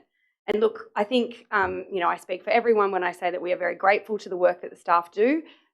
Almost every single time that someone speaks to an officer's report, we open with commending the staff for the work that they've done. But the truth is that this strategy is very delayed. It's taken 2 years to get to this point, and the economic development team have been underweight for most of that time. Now, I'm not saying that that is a fault of any individual staff member at council or any of the directorate, but as a result of those two factors, this was put forward, I think developed in December and put forward now. It has not it's not brought to the surface the things that we might really want out of an economic development strategy. And in the meantime, we've been able to have these really positive conversations with chambers of commerce from Balmain, Leichhardt, Newtown, Marrickville, Ashfield and Haberfield, that brings together the expertise that they have running their businesses and interacting with the community on a daily basis. I think it's really incumbent on us to try to involve the people who do economic development on a day-to-day basis for their living in the way that we put forward an economic development strategy. And maybe that means that less of the work is carried out directly by council. And so until we're able to do a review of the model in which we engage in economic development, I don't think we need to put forward this strategy. Okay, thanks very much for that, Councillor Scott. Is there a seconder for the motion? Seconded by Councillor Ferguson. Do you wish to speak to it? Okay, there's no debate. I'll put that. All those in favour? Against? Declare that carried. It's 9:15. Do you think we're more likely to get through the meeting more efficiently if we have a short break now for a cup of tea and come back in 10 minutes? I'll move that the meeting is adjourned for 10 minutes to resume at 9:25. Seconded by the Deputy Mayor. All those in favour? Against? Declare that carried. The meeting is adjourned.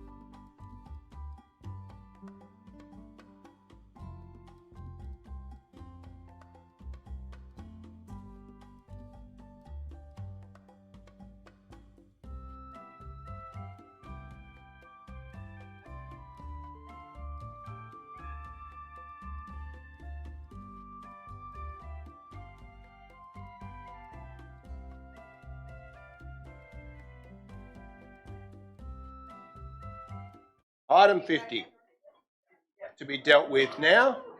That's seconded by Councillor Carlisle. All those in favour? Against? Declare that carried. Councillor Carlisle. Thank you, Mr Mayor. I'd like to move this important motion recognising and supporting our local state SES volunteers from the Ashfield, Leichhardt and Marrickville units. Our SES units play a critical role in protecting our community. Since July 2024, they have already responded to 630 requests for assistance, significantly exceeding their 5-year average of 510 incidents per year. Each of these requests receives dedicated follow-up, whether through phone calls, site visits or team deployments. Just last week, during the significant flood event on February 10th, the units responded to 16 flood rescue events, with 4 occurring within our Inner West Council area. The local teams conducted 3 challenging in-water flood rescues, primarily assisting residents trapped in flood vehicles. These incidents required immediate response from properly trained operators who know our area, our residents and our specific flood risks. Currently, the Marrickville and Ashfield Leichhardt units maintain 32 flood rescue operators, including 10 specialised in-water operators and 21 on-water operators. These volunteers require regular fitness testing and ongoing professional development to maintain their life-saving capabilities. While initial training occurs at facilities like the Penrith Whitewater Stadium, regular access to local training facilities is crucial for team cohesion and skill maintenance. Their expertise extends beyond emergency response, with our local SES units demonstrating their capabilities during the 2024 New Year's Eve operations, patrolling the Balmain Peninsula and responding to a capsized boat incident, working seamlessly with police and council. This motion proposes practical support by providing our SES units with regular access to council swimming facilities for training purposes. This will enable them to practice crucial rescue techniques, including the use of specialised equipment like the Archangel rescue craft in a safe and controlled environment. On Sunday, we had a trial run at the Annette Kellerman pool. Can I seek an extension of time? Move an extension of time of 1 minute, seconded by Councillor D'Arienzo. All those in favour? Against? Declare that carried. The pool and the volunteers only required 2 lanes and 25 metres to do assessments and training exercises, including using the rescue craft. The motion ensures that financial barriers are removed by waiving facility hire fees, recognising these training activities are essential community services. It asks council staff to work collaboratively with SES unit commanders to establish suitable training arrangements and requires a report back to council within 3 months. Given the increasing frequency and severity of extreme weather events, as evidenced by our incident statistics, supporting our SES volunteers' training needs is not just prudent, it's essential for our community safety. I commend this motion to council and ask for your support in providing our SES volunteers with resources they need to continue their vital work in protecting our community. Thanks, Councillor Carlisle. And Councillor D'Arienzo will second the motion. Do you wish to speak to it? That's waived. I just want to say thanks very much to Councillor Carlisle for continuing the very long tradition of Ashfield Ward councillors and Ashfield councillors of advocating for the local SES. Councillor Drury's not here anymore, but I'm sure he'd be very pleased to see this long-standing problem is seemingly going to be resolved by his successor. And I also want to reference the fact that Councillor D'Arienzo did also used to be in the SES. Councillor Howard. I just want to say that Marrickville Ward councillors are very supportive of our Marrickville SES, and thank you so much for all the work you always do, and we're behind you 100%. Is there anyone who wishes to amend the motion? No? Councillor Carlisle, do you wish to make a right of reply? Okay. Thanks very much. You are very well loved by everybody on this council. And thanks for sticking around. I'll put that motion. All those in favour? Against? Declare that carried.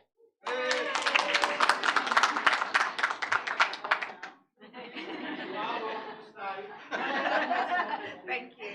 Only gets more entertaining from here. Thank you. Thank you. You're very welcome. Okay, does that bring us to 11, Urban Forest Policy? I want to move a deferral of the I'm happy to put it out on public exhibition. Sorry, forgive me. I clarified this with the General Manager previously. Happy to put it out on public exhibition, but I just want to make a couple of comments in regards to the policy. It is my very strong view from hundreds, if not thousands, of conversations with local people that we need to improve our process for the management and the pruning and the maintenance of our own street trees. They're our assets. Most people I speak to say that they would very much like to see them retained, but they don't want to see their front fence or the footpath outside their home or their property become unsafe or damaged unnecessarily because of a lack of attention from council. And so it is my view that that needs to be strengthened up a bit in this policy, and perhaps that will be reflected in the feedback that we receive while it's on public exhibition. But if not, I intend to work with councillors to propose some strengthening of the policy in that regard. Is there a seconder for the motion to put the policy out on public exhibition? Seconded by Councillor Atkins. Do you wish to speak to it? Just to echo your comments, but also note, I mean, what quite often we also have the opposite problem around notification of when trees are going to be removed and people's understanding of that and when they would like to be notified. So hopefully we will get some clear community feedback on this, on the sort of issues that the Mayor has raised as well. So. Okay, all good. I'll put that. All those in favour? Against? Declare that carried. That brings us to item 13, Local Traffic Committee, 9 December 2024. Councillor Scott, do you have an amendment? I do have amendments which I have forwarded to the minute taker, and if they could be displayed, I would appreciate that. Thank you. There are two amendments to the Traffic Committee minutes. The first one, I thank Councillor Ferguson for bringing forward, which is to approve the full and permanent road closure of Jaggers Lane, something that Balmain Ward councillors have been managing for quite some time. And the second is to approve the resident parking scheme in Croydon, but to also conduct a post-implementation review of that scheme after 6 months and give specific consideration to adding 2 streets whose engagement was too low this time around to be included, but whom I would wager, if it goes ahead, will be fully engaged. And so other than that, happy to go with the Traffic Committee minutes. Okay, thank you for that. Are there any further amendments to the committee minutes? Councillor Macri. Chair, I've got concern with the first amendment about Jaggers Lane. It's a very technical situation, and I would like to ask staff to comment. It was subject to a land environment court where council had actually entered in Section 34 agreement with the applicant. This is only going to drive him back to court and going to cost council more money when there's no real benefit to anyone. The bollard being placed in the actual middle of the lane. Well, hold on, Councillor Macri. Are you posing a question to the council officers? Yes, I want a question from the council officers. I'll put that question to the manager of traffic. It's to the Pierce, Mr. Well, hold on. What's the question? How do you know it's to him? What's the question? Because council entered into a Section 34 agreement at the Land Environment Court. Okay, thank you. Through you, Mr. Mayor, yes. Sorry, can I ask for a bit more of an expansion on the answer? Yes, I will. If we could just keep in mind, not everybody here's a lawyer or the General Counsel or been involved in the matter, and all of the councillors need to make an informed decision. Through you, Mr. Mayor, there has been a Section 34 agreement entered into with the property owners of 4 Carolyn Street, the subject of the Land Environment Court matter, which dealt with Jaggers Lane. In that agreement, if the laneway is permanently closed, then the applicant has agreed to remove its on-site car parking. That was the agreement. And if Jaggers Lane was to remain open, then the agreement there was that there will be a splay to allow cars to turn in to the laneway, and there would be a bollard placed 2.3 metres beyond the entry into that property. So there's 2 options. Okay, can I believe- pose a question to the manager of traffic? So I'll come back to you, Councillor Macri. Can I ask you to explain in layperson's terms the reason that council officers have continually advocated and proposed that the lane be closed? Thank you, Chair. On assessment of the lane, we've determined it's a 3-metre lane, which is the width of a carriageway. Now we've got a... Sorry, just going to ask for layperson's terms. Which is the width required for a vehicle to traverse the lane without any additional buffer. So if a vehicle's in the lane, nothing else fits. Correct. So any pedestrian movements in the lane will conflict with vehicle movements. And when we've done traffic analysis, and there's no approved driveways in the lane, there's about 2 vehicle movements a day within the lane when we've done traffic counts. There's far more pedestrian movements. So in consideration of pedestrian safety outcomes, we've proposed the closure of the lane. And then separate to that, the council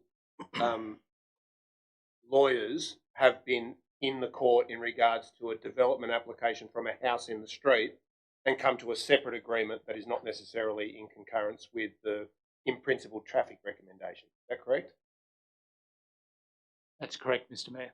Okay, thank you. I know it's convoluted, but I think that's the best we can do to make sure everybody understands what's going on. Councillor Macri? Yeah, Chair. My concern is that, we're talking about 2 vehicle movements per day isn't exactly a challenging reason to close a lane, which gives people emergency access to the rear of their properties. And I believe everyone's got a right to access their properties, particularly if they have an EV when they need to charge it. The actual applicant was actually dedicating part of his land to improve the ingress into the lane, to create a safety in the actual turning into the lane. I just don't think it's good form with 2 vehicle movements per day. When you put a bollard in the middle, there'll be no vehicle movements other than people accessing their property, and that'll be really difficult. Not to mention that the service elements that are down there in the lane that need to be serviced, which you're going to have to rip out the bollard to actually allow the service vehicles to go in there. Councillor Macri, are you speaking to an amendment to the primary motion? I want to reinstate the original recommendation for Jaegers Lane. Okay, so we're debating that. Please proceed. Which is a win-win situation for the residents that want a shared walkway and maintains the access to people's property. It's not win-lose, it's win-win. Okay. Thank you for that. So we're debating the Macri amendment. I wish to speak briefly against it. This issue has been debated for quite a long time. It's obvious to me that such a narrow carriageway in which no parking is allowed should not be open to vehicles. The reason it's been considered and redressed again and again is because there has been a proponent who owns a property backing onto the street who's been able to go to the Land and Environment Court, very costly exercise, and continually have the matter taken into the courts rather than just being addressed through a decision of the council. I think this is the 3rd or 4th time it's come back to council. It's been addressed in the court multiple times. Our job is to look after the public interest. The public interest is in making sure that this is a safe pedestrian passageway. There is an overwhelming majority of local residents who are in support of the closure of the lane. The council officers have been recommending it for years. The fact that one property owner within the street may have the resources to go back to the Land and Environment Court again over such a matter, that's not a reason to back down. And I think it's time we just got this done. It's been very convoluted. It's very clear to me, based on the traffic engineering and safety advice that we've received, that it's the right thing to do. I generally defer to Councillor Macri's expertise, which is the reason that we've all supported him to be the chair of the traffic committee. But on this one, I spent a lot more time looking at this than you, Vic, and I don't agree. Question, Chair? Yep. How many lanes in Balmain and Leichhardt are 3 metres or less? I'll put that question to the council officers. Typically, lanes are 5 metres. They obviously vary. Most of them are 5 metres, so they allow a vehicle to travel and pass with pedestrian. There are some 3-metre lanes, but I don't have the specific numbers. I'd have to take that on notice. Are we looking then to close those other lanes as well with bollards? Take that as a comment, I think. Is there a seconder for the Macri amendment? Seconded by Councillor Rossetti. Do you wish to speak to it? Okay, so we'll deal with this amendment and then we'll move on with the traffic committee minutes. All those in favour of the Macri-Raciti amendment, please raise your hands. All those against? That has been defeated, 13 votes to 2. Any further amendments to the Traffic Committee minutes? There being no further amendments, I'll go to Councillor Scott for a right of reply. Wait. Do we have a seconder? No, I'm not sure we do have a seconder. Sorry? Okay. I'm sure we can get one. Is there anyone who wishes to second the minutes? Councillor D'Arienzo? You wish to second the Traffic Committee minutes? Okay. Always good to make your mark. Okay, moved by Councillor Scott, seconded by Councillor Blake. All those in favour? Against? Declare that carried. Next item. Council at your door. Councillor Clay. Thank you, Mayor. I'd like to thank the council officers for the comprehensive report on the initiative of Council at Your Door, which aims to further enhance engagement with communities on their understanding of proposed projects in their neighbourhood and the relevant policies and programs, while also ensuring inclusivity of those members of the community where there are cultural differences, language barriers, or lack of access to technology. It is acknowledged that the report determines that an expansion of the broader engagement strategy cannot be undertaken within existing resources to conduct a trial of 3 projects only, as there is currently no budget allocated for the proposed trial. With a view to supporting the success of the Council at Your Door initiative across the NOS LGA, it is recommended that trial be expanded to 5 projects, 1 in each ward, and that the cost for the expanded trial form part of budget considerations in the 2025-26 term. Outcomes of the trial to be reported back to Council for consideration at the December 2025 meeting. Therefore, my recommendation is that the Council endorse a trial of door knocking for 5 projects, 1 in each ward. A, Balmain and Leichhardt ward, the projects to be Leichhardt Oval and LPAC upgrades. In Marrickville, Henson Park, Ashfield Ward, Greenway opening, Stanmore Ward, Lewisham Town Hall Centre upgrade, and that the costs form part of budget considerations for 2025-26. Thank you, Councillor Clay. Is there a seconder for that motion? Seconded by Councillor Scott. Do you wish to speak to it? I wish to speak to it very briefly to say, Councillor Clay, well done on preparation of a new policy that will be swiftly implemented because of your leadership. Is there anyone who wishes to speak against the motion or to oppose it? I'll put that. All those in favour? Against? Declare that carried. National General Assembly of Local Government 2025. Now? Yes. I would just like to move this matter with an amendment just listing the names of councillors that have indicated today that they would like to attend the National Assembly, being myself as the Deputy Mayor, Councillor D'Arienzo, Councillor Atkins and Councillor Barlow, and that myself as the Deputy Mayor would be the voting delegate, and of course welcome any other councillors that may wish to attend. Okay, thank you for that. Is there any further discussion? Is there a seconder? Yeah, I'm happy to second. I'm also happy to add myself to that list of names. If You're going to have a great time. That's right. Questacon it up. Okay, Councillor Antonou will also attend. I'll put that. Councillor Antonou is the seconder. All those in favour? Against? Declare that carried. Submission to the Office of Local Government on consultation draft of Model Code of Meeting Practice. No need to stand. Oh, so I had a joke worked out about this. I had a joke. I was going to stand. I note no one did. Let me put it that way. I did. Deputy Mayor. I just moved the officer's recommendations. Is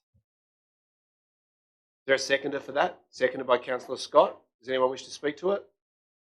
Put that. All those in favour? Sorry, Oh, someone yeah. does. Sorry. I thought you were addressing the seconder and the mover. You're right. Councillor I would Atkins. like to speak to it, and I have some amendments, please. Please do. I cannot support the statements in the submission relating to the proposed ability of the Mayor to call an extraordinary meeting of Council without the support of 2 other councillors, nor the removal of the restrictions on mayoral minutes. The Mayor is primarily a facilitator of meetings and chair and the civic spokesperson for the Council, and should not have significantly different power than each councillor by being able to unilaterally call an extraordinary meeting. Mayoral minutes should continue to be restricted. They should not be able to be used to ambush councillors by putting up at the last minute items which are not urgent or which are complex and require councillors to be briefed and seek advice on the implications. The current rule in 9.9 should be retained. A better amendment would be to specify that mayoral minutes which do not meet urgency criteria are to be given notice of and included in the business papers in the normal way. This is available to mayors now, as we know. To allow mayors to circumvent a vote on urgency by councillors on a matter which is complex or controversial by the use of a mayoral minute would be undemocratic. As to allowing a point of order to be made on the basis of the principles, I actually agree with this proposed change. What is the point of principles if they cannot be supported and implemented in a council meeting? And my amendment is up there. Okay, thank you for that. Can I ask that that is certainly an amendment. It's not a foreshadowed motion. So we're debating the entirety of Councillor Atkins' amendment. Is there a seconder for that? Seconded by Councillor Barlow. Do you wish to speak to it? Councillor Deputy Mayor, do you wish to consider whether you would like to incorporate that amendment? I do not wish to incorporate that, and if I may, I'll just explain the reasons why. Sure. Look, I think I just want to be really clear. I think that I have a lot of concerns, and I know in speaking to colleagues, there are concerns with many aspects of the model code. The three principles that drive me, I guess, into sort of not supporting these amendments, Councillor Atkins, is one. I think that we are beholden not just to look at how these amendments or these proposals might impact our council, but also councils all across New South Wales where there are different circumstances. Secondly, I think that in particular circumstances where you may not have like political parties as part of the democratic process at the local council level. I think secondly to that, I think this is a policy point of view where the policy that is trying to be presented, if I understand it, by the Office of Local Government, is they're trying to streamline the operation of meetings and minimise some of the conflict that I think exists in council meetings. Again, not necessarily a council like ours. So I want to take the advice of the staff. I think that the manager of governance has done a great job in preparing this, and I understand that he and his team have, obviously looked at a whole bunch of different councils and have had deep experience on a range of different councils. So I do want to support that advice. I think the notion of providing an extraordinary meeting to council without the support of two other councillors does just give the mayor more latitude to respond to community concerns, as is the suggestion of removing the restrictions on mayoral minutes. We know that mayors will receive correspondence and issues coming to them from all different sides, from all across the local government area, and I do think that providing the mayor with that additional flexibility and latitude to be as responsive as possible to the council is in the interests of the operation of the council. And I do agree that moving point of orders, sorry, if I can just have 30 seconds. Move an extension of time of 30 seconds, seconded by Councillor Carlisle. All those in favour, against, declare that carried. I think that there is a concern around the notion of removing, allowing points of order to be made with respect to meeting principles. Those principles can be quite broad, and I do think it can be difficult to sometimes determine whether a point of order sits within those principles. So I think that there is some risk that it will actually enhance the level of conflict that exists in councils, and so I do believe that the proposal, and as is supported by the submission, is the right way to go. Thank you for that. Is there any further debate of the amendment? If not, I'll put that. All those in favour? Against? That has been defeated 5 votes to 10. We'll go back to the substantive motion. Is there any further amendments or anyone who wishes to speak against the motion? If not, I'll go to Councillor. Yep, Councillor. Sorry, I have an amendment that follows on from that. We would like it noted that the council's submission was not unanimously supported. There was not unanimous support for the expressed positions on those issues. Thank you. Well, I think You can't move a motion to that effect. We have a record of the voting, which is published in the minutes, which reflects that. Can't make a submission saying this submission was not unanimous and rule that out of order. Okay. If there's no further amendment, I'll go to Councillor Howard for a right of reply. All good, thank you. Okay, I'll put that motion. All those in favour? Against? Declare that carried, 10 votes to 5. Next item. Chair, I think we're at item 23. We are. Thank you, which I would like to move with amendments that have been provided. Please do. Can I ask that they're displayed on the screen? Thank you. Thank you. And with Council's indulgence, I will once again just read into the minutes that Enmore Road is officially the coolest street in Sydney. And the Fest, bring it on, and the Fest by Inner West event held in October last year certainly cemented that reputation. It was an unbridled success. We had set ourselves a target of 50% of performers being from the Inner West local area. We exceeded that target. Of the 36 artists who performed, 61% were Inner West locals. We had 6 local venues participating, including Enmore Theatre, Factory Theatre, Vic on the Park, Enmore Hotel, the Trocadero Room and Little Lagos. We had almost 6,500 RSVPs, and all of the venues participating reported really strong attendance numbers over the course of the day. And having popped into a few of those over the course of the day, and then speaking with yourself, Mayor, on stage at Enmore Theatre as part of the evening program, I can report that vibes were very high. People were having a really fantastic time. Attendance was really strong. And what a fantastic opportunity to showcase the best of our local Inner West talent and also the best of our local Inner West venues to a national and international audience, which is what we set out to do. I want to particularly thank, first of all, the staff, and in particular Michael Daly and the events team for the fantastic job they did coordinating that festival. It was a large event. It had many stakeholders involved across multiple venues, and we hadn't done something like that before, and I think he did a fantastic job. I also want to acknowledge Century Venues, one of our fantastic local venue companies who own a lot of venues in our local area, for being a partner with us as well and taking a bit of a risk on this brand new event, and also South by Southwest Sydney and the Newtown Enmore business community for their support as well. This amendment is just to note what a fantastic success the event was and to commence discussions with all of those relevant stakeholders about hosting an even bigger and better Fest by Inner West this year. Thank you. Thanks very Mayor, much, can I Councillor quickly Smith. jump in just due to the content of Councillor Smith's amendment? I would have to put forward admit a non-significant, non-pecuniary interest as Century Venues, which is tied to my family, is named explicitly here, and I feel that in an abundance of caution, I should probably step out. Okay, that's fair enough. Thank you for letting us know. Can I just ask you to liaise with the minute takers when you come back in to make sure they've recorded that accurately? There's no discussion. I'll second the motion and I'll put the motion. All those in favour? Against? Declare that carried unanimously. Councillor Antonou can come back in. Okay, that brings us to item 25, soft plastics and residential doorstop collection service. Thank you, Mayor. I'd like to move that Deputy Mayor. report. Yep, with just some amendments that I circulated earlier. I'm really excited that the Inner West Council is demonstrating genuine leadership when it comes to mitigating soft plastics and actually enhancing our recycling of soft plastics, which is a really difficult material to recycle.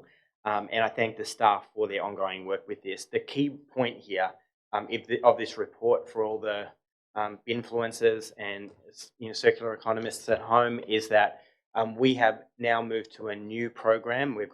There's been a successful tender by a new program to actually go out and collect soft plastics door to door. That's really exciting. They don't have a limit. The new provider does not have a limit on the quantum of soft plastics that can be provided. That means that people can stockpile for a little bit longer. It means more people will be able to access this. So this is a real fulfillment of our commitment to expanding soft plastics recycling in that door-to-door sense. We're continuing to work with major supermarkets to bring in-store collections back to stores in the Inner West. And really importantly, we are continuing to do that work of looking at our procurement strategy. How can we become a leading council in terms of buying back that plastic aggregate that comes out as the end product of soft plastics recycling and use that in our infrastructure works? That's really important. I thank the staff for this report, and I know this is a big piece of work, so I'm really, really grateful. What I'm asking for is a further report in March, although we'll hold that for a second, where I'm asking for some more information just about the types of projects where this recycled plastic aggregate can be used in base products. I would like to have some more information about further opportunities and project types, where it can be incorporated, details on where it's used in other jurisdictions, and really a decision for us about how we can, as council, really either provide a weighting for the circular economy within that plastic aggregate, how we're going to use it, or a target for the number of projects where that's going to be used. So I really want in the next report for there to be a decision point for us to make about how we're going to advance this and make this happen. I would like to ask staff whether March is a realistic for that kind of work. I'll put that question to the council officers. Through you, Chair, we are currently working on the March agenda, and those reports are due to be finalised by the end of this week. So no. So it would be... Sounds like April. If you can accommodate that, that would be more realistic. Yeah. Thank you very much. If we could change that to April, thank you very much. Okay, the minute takers can amend that. They have amended that. Thank you for that. Have you concluded, Councillor Howard? Thank you for that. Happy to second your motion, and I just want to say thank you very much for your ongoing diligence and investigation into how we can make a breakthrough on this. It's really good to have someone on the council who's so committed to it. Is there anyone who wishes to amend the motion or to speak against it? Councillor Barlow? I don't wish to speak against the motion. I have a question for council staff and then a potential amend depending on the response. Amendment. Amendment.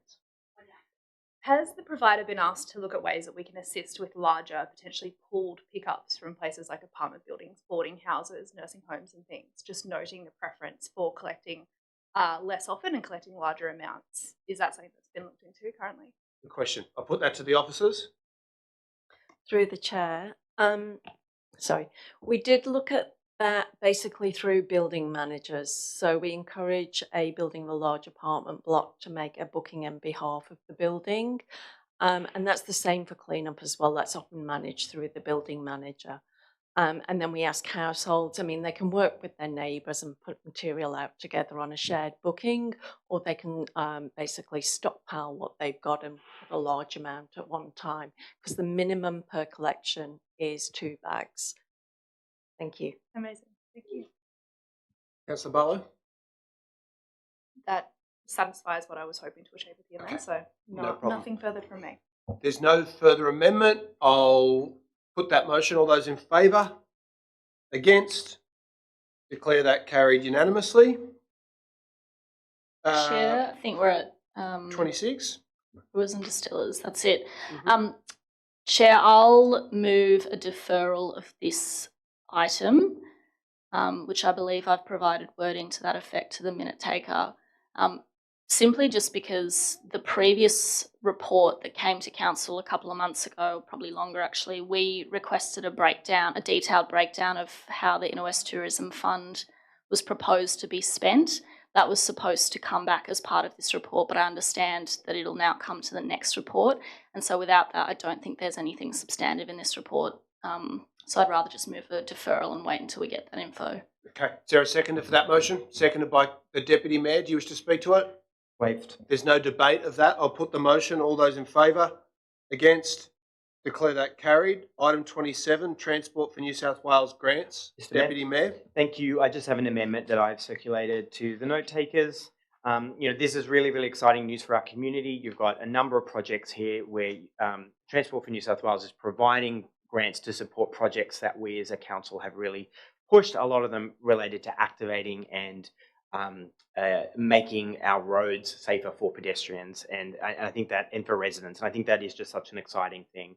Obviously work to pedestrianise Lackey Street, create new and better public open space for some Hill residents, to activate the Calvert Street car park there to deliver fun, vibrant events that are engaging our local community, as well as at Sydenham Road near Sydenham, not Sydenham Road, near Sydenham Station.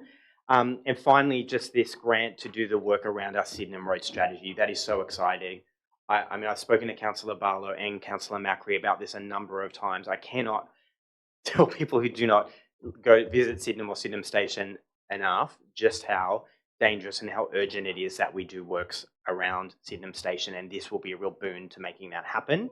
My amendment is to bring forward the public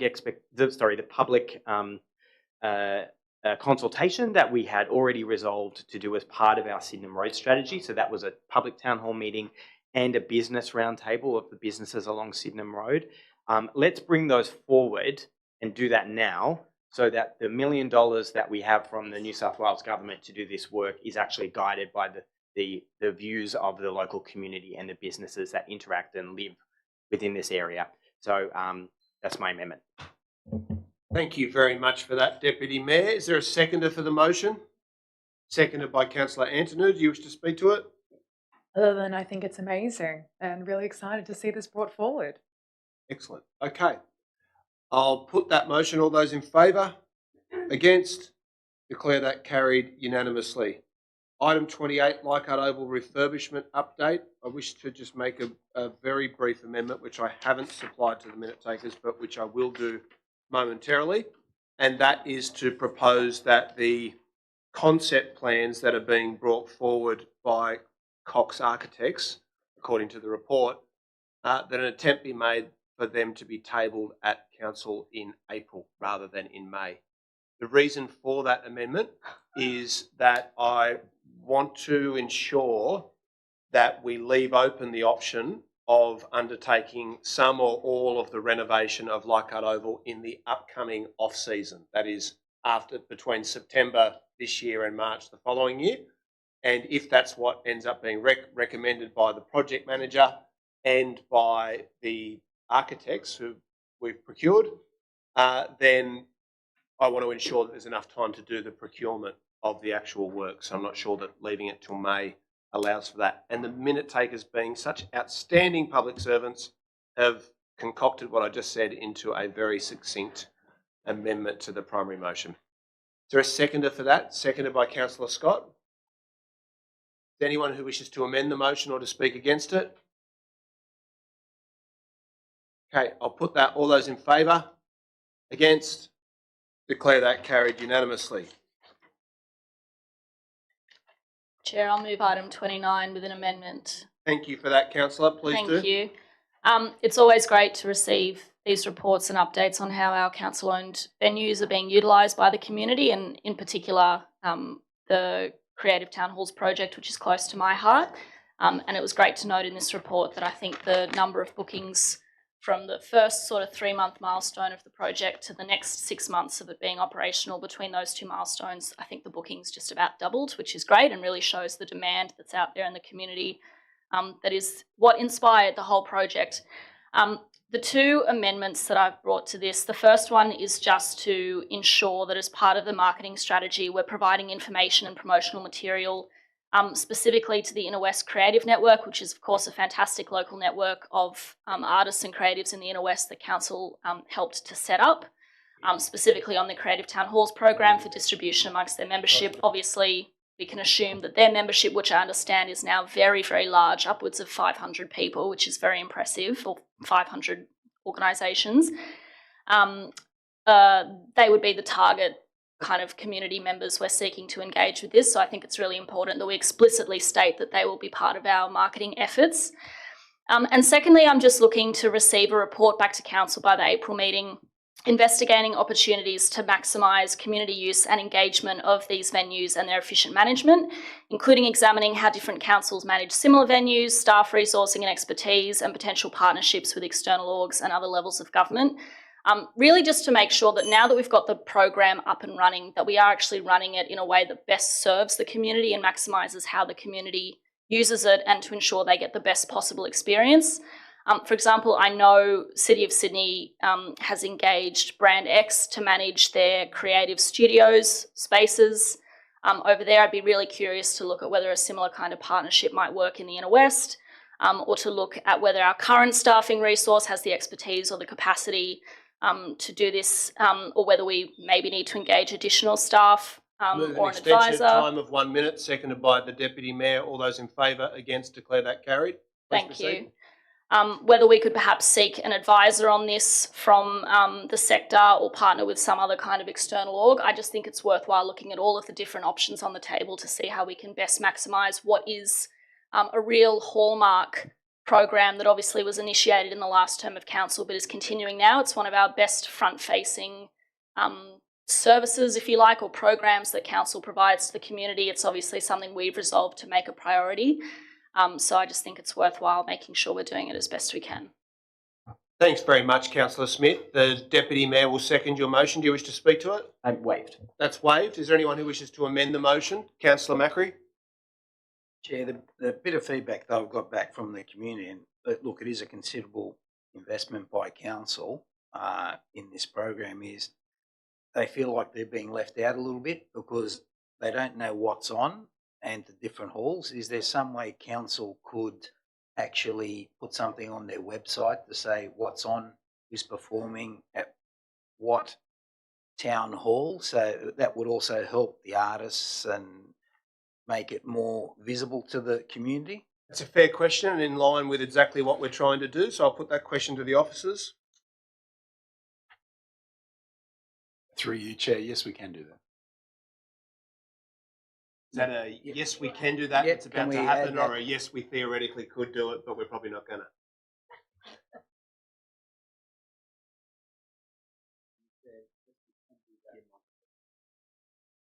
Through you, Chair, yes, we can do that. We just need a little time to implement. We add it as an amendment? Yeah, sure. Yeah. Do you want to liaise with the minute takers about that? Make sure they've got they're pretty good at guessing, but just make sure they've got the right wording. Okay, any further amendment? If not, I'll just wait for that to be drafted and then we'll vote on the motion.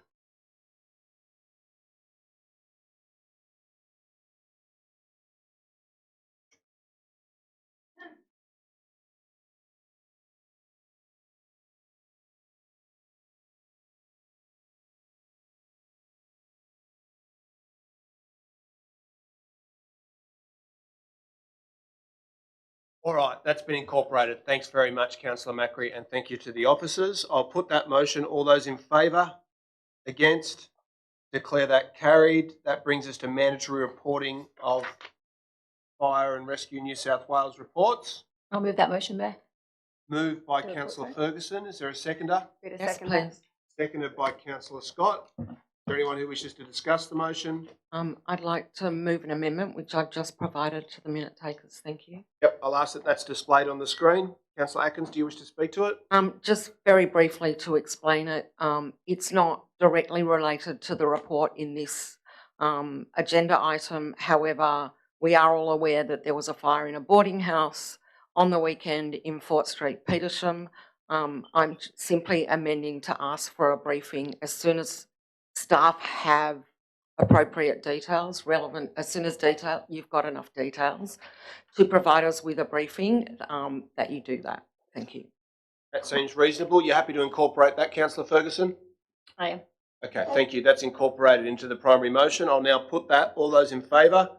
Against? Declare that carried. Brings us to item 32, initiatives to reduce labour hire in early learning centres. Councillor Carlisle? I'd like to move item 32 with an amendment that notes the work done by the Children's Services team to implement the Children and Family Services Review. Hopefully we've got that up on the screen. There it is. So just noting that workers in the early childhood sector deserve job security and certainty and the benefits of permanent employment such as sick leave and annual leave. It's not only good for workers, but also good for the children and families who use the services because the staff build strong relationships with children and their families, which promotes strong attachment and consistency, which is integral to children's development. And finally, it's often a cost-saving measure because council's not beholden to labour hire companies who can often charge a significant prices for casual staff. Thank you for that. Is there a seconder for the motion? Seconded by Councillor Tastan. Do you wish to speak to it? I'm okay, thank you. That's waived. Is there anyone who wishes to amend the motion?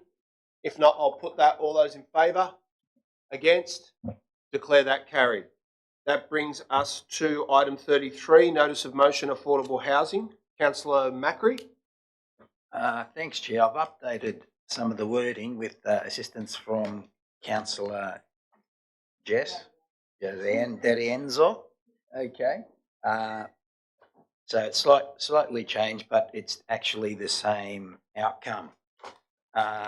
Basically, my concern is we're asking the residents to really shift and look to try and help us solve the housing crisis.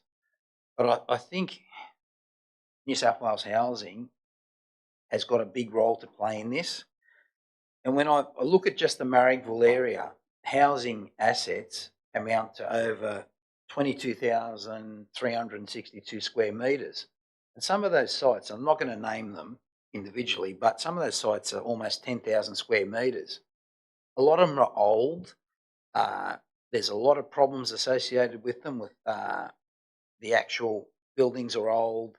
They're not really fit for purpose, a lot of them anymore. And going in and actually redoing those sites, which they currently own, can actually deliver a much better outcome, simply because we're asking the residents to accept 9 to 11 stories. Well, some of these buildings can be adapted from 2 stories up to 9 stories.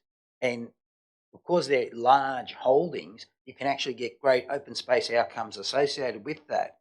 And there should be a mix of social, affordable and market to help pay for it, similar to what's happening on Parramatta Road, but not ousting the social component, but making it more of a blend and a mix. So that's what this motion is about, and asking the affordable housing providers also to look at their older stock, because a lot of it is from the 1950s, 1940s and 1960s. That's all. Thank you. Thanks, Councillor Macri. Is there a seconder for the motion? It's seconded by Councillor D'Arienzo. Do you wish to speak to it? That's waived. Okay. Is there anyone who wishes to amend the motion? If not, I'll put that. All those in favour? Against? Declare that carried. Item 34, closure of community justice centres. Councillor Atkins? Yes, I would like to make some amendments after having discussed this with Councillor Carlisle, which are on the screen.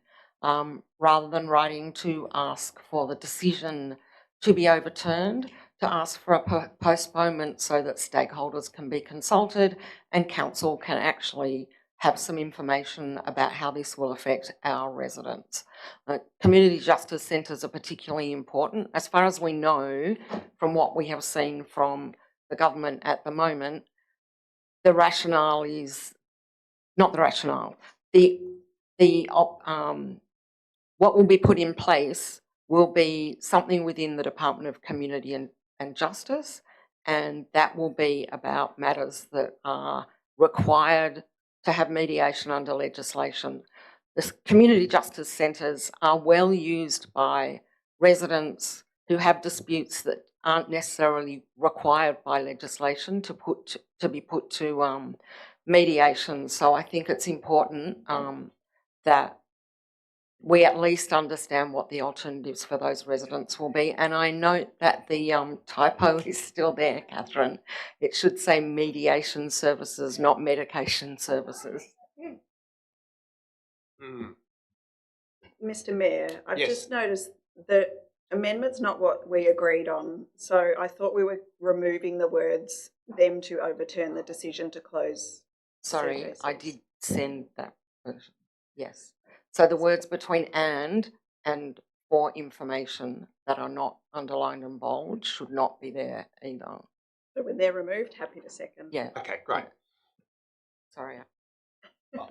So we'll get confirmation in a moment that the wording on the screen is reflective of what has been agreed. Councillor Carlisle will second the motion. Is there any amendment to the motion?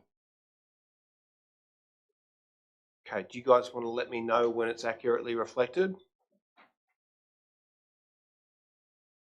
It's removing the words that aren't underlined.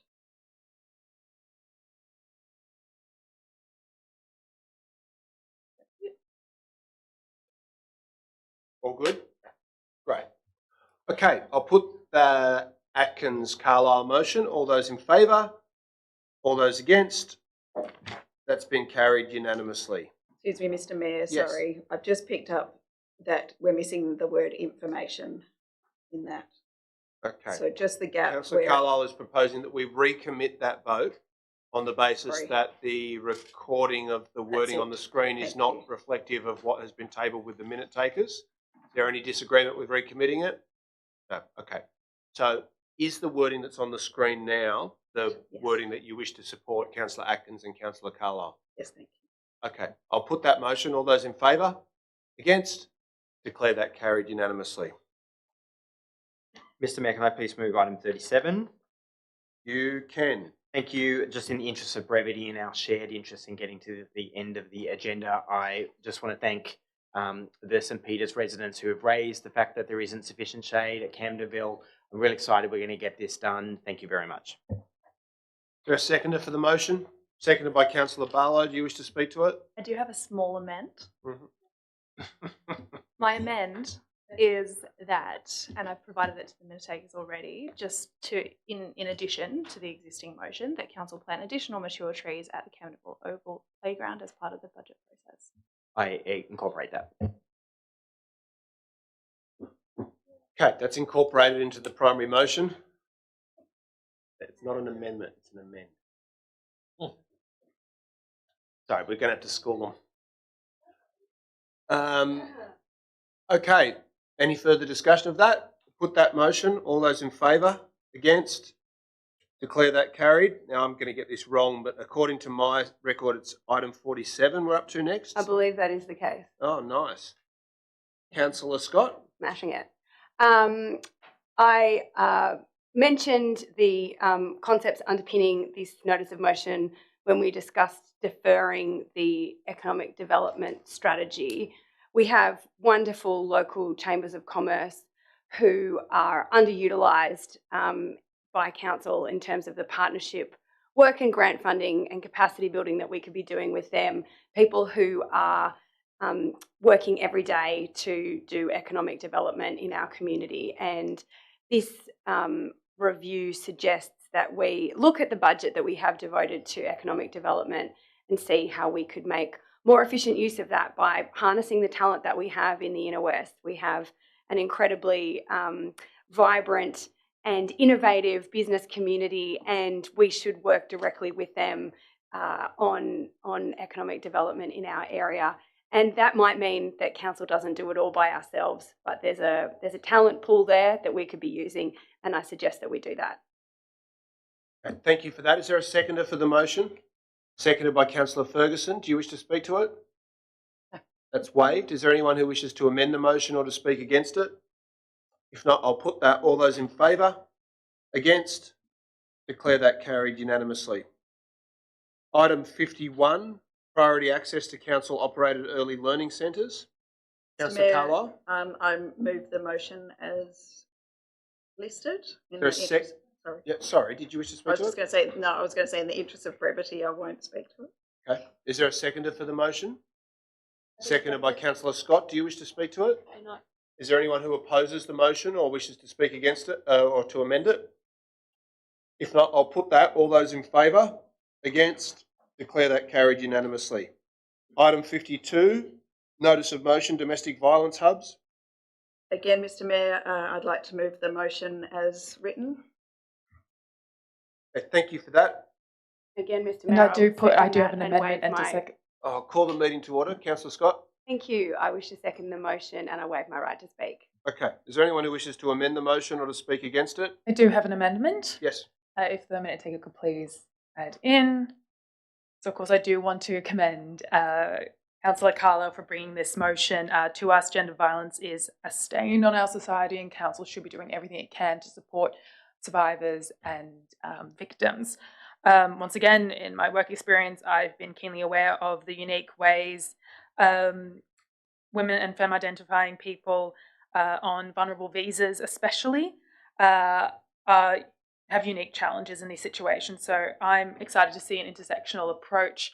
My very small amendment is just to add in the list of groups in point B to be added in settlement services as well. Okay. I'll ask the mover of the motion whether they wish to incorporate that amendment. Sure, happy to incorporate. That's incorporated. There being no further discussion, I'll put the motion. All those in favour? Against? Declare that carried. Item 56? 53. 53. I seek leave to withdraw item 53. Yeah. Okay, that's withdrawn. I'll ask the minute takers to make note of that. That brings us to item 56, regular market in Balmain. Councillor Mr. Mayor, which is I will withdraw my motion in order to further consultation with community. Well, we can't initiate consultation with the community by withdrawing the motion. Okay, withdraw just. That's withdrawn. Yeah. I'm going to seek advice from the council officers because I know Councillor Ferguson has put time and effort into preparing a foreshadowed motion that does deal with the substantive issue. Councillor Tastan chooses at this time to withdraw his motion. Does Councillor Ferguson have the opportunity to move her proposed motion?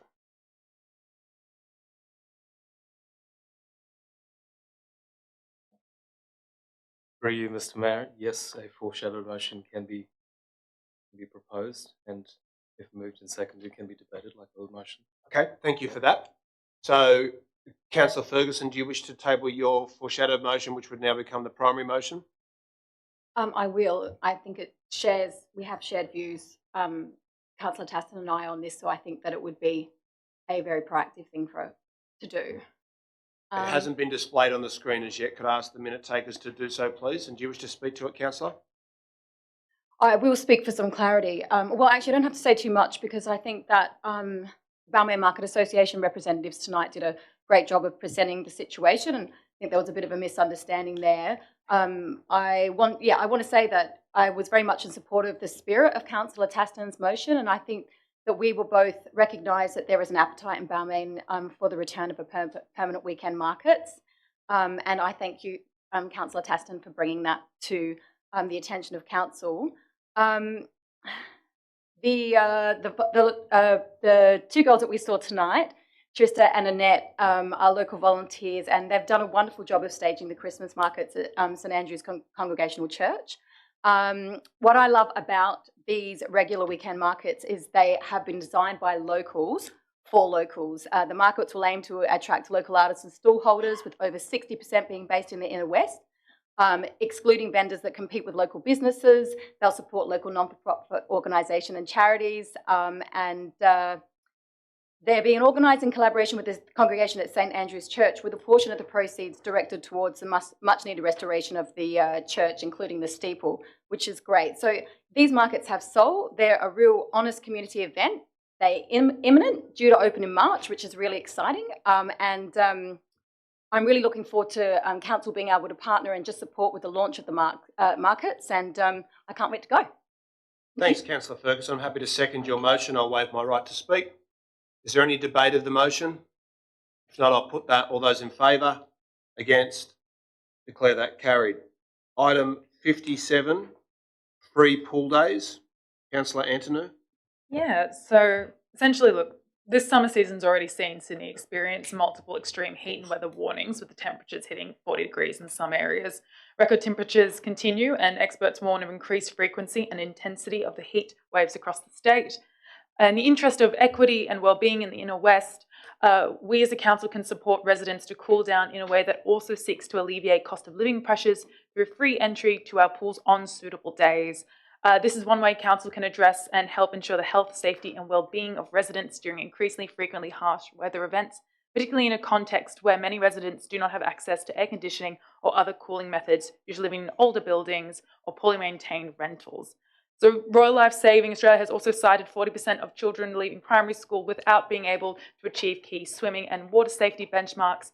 And we know that the cheapest and most accessible place, according to them, is to practice swimming in a safe environment is local pools. The less barriers to entry on this, the better.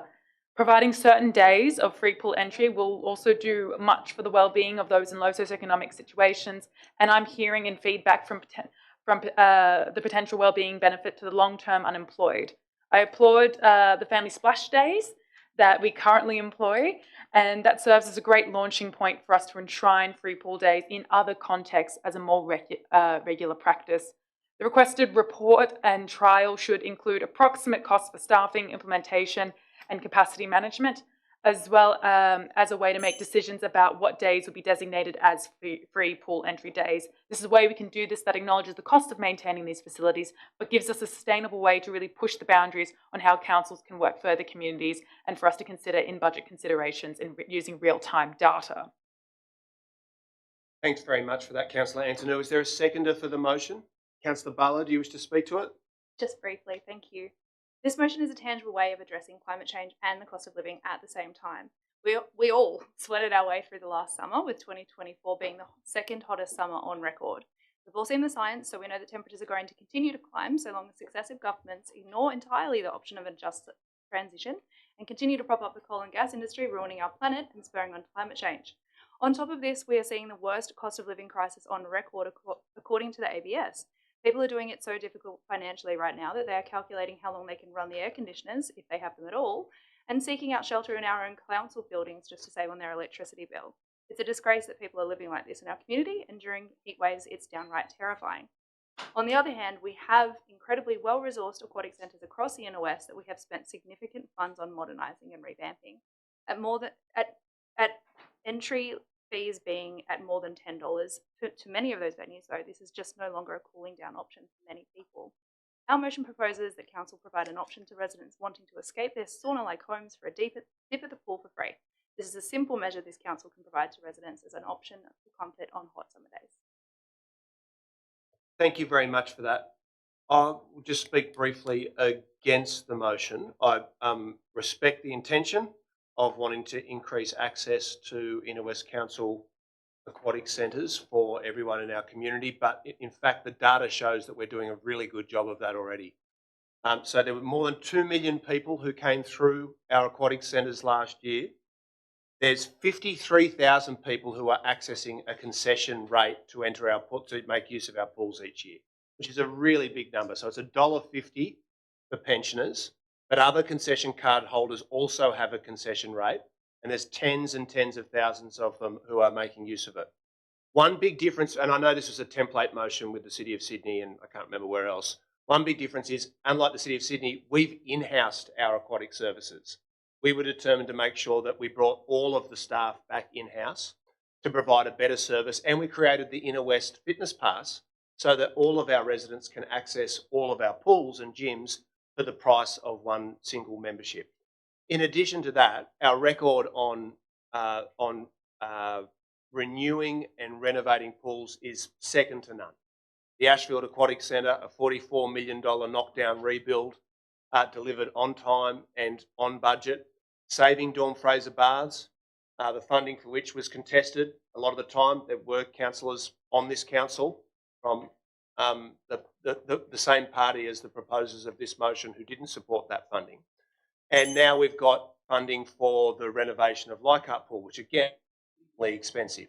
The estimate is $55 million. I tell you what, we're doing a lot better job than North Sydney. A lot better job than them. They haven't built a single pool and they've sent the council broke. With respect, probably unfair. But so I think we've got the balance exactly right. We've got vulnerable people being able to access our pools for very low cost. And I don't believe that, I know that I can understand the populist appeal of what's being proposed, but I think we can also, we've got lived experience as swimmers. So it's no one in this chamber who's particularly expert on that. And we're actually doing a really good job with making our pools accessible as it is. So on that basis, I won't support asking the officers to produce a report about something that we're already achieving. Is there any amendment to the motion? If not, I'll go to the mover for a right of reply. Yeah, that's incredibly disappointing to hear.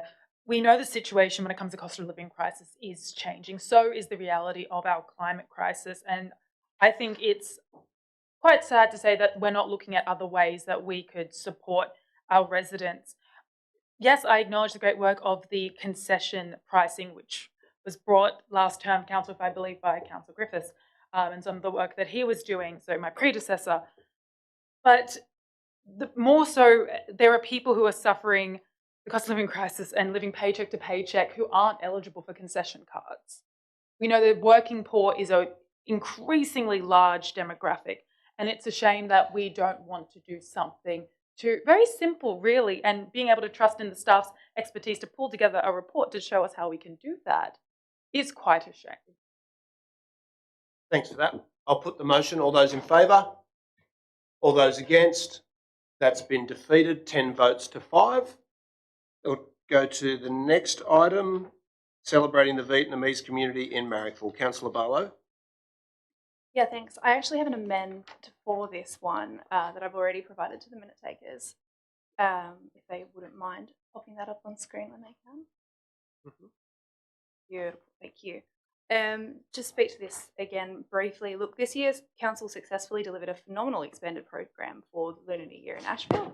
Events brought to life in conjunction with cultural and community groups that lit up Ashfield in red and gold. It was delightful to take part in, and I commend all of the council staff that worked so hard to make it happen. I'm looking forward to celebrating my own year, the Year of the Horse, in 2026. Members of the Vietnamese community, however, have approached me during events to ask why this expanded program didn't consult with similar cultural and community groups in Marrickville to deliver events in Marrickville. They noted, as this council has noted in the past too, that many members of the Vietnamese community also celebrate Lunar New Year and expressed that this felt like an unfair gap in the programming.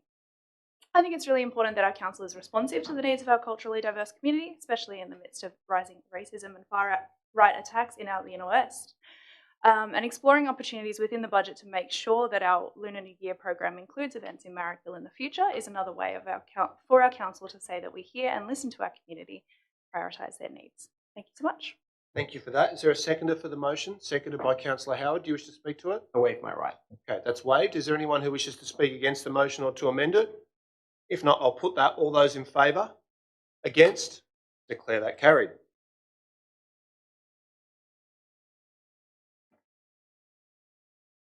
Sorry, someone's going to have to remind me where we're up to. I've got too many 61. papers on my desk. 61 for that. Thank you. Addison Road Community Centre's Hampers of Hope. Councillor Barlow. Thank you, Chair.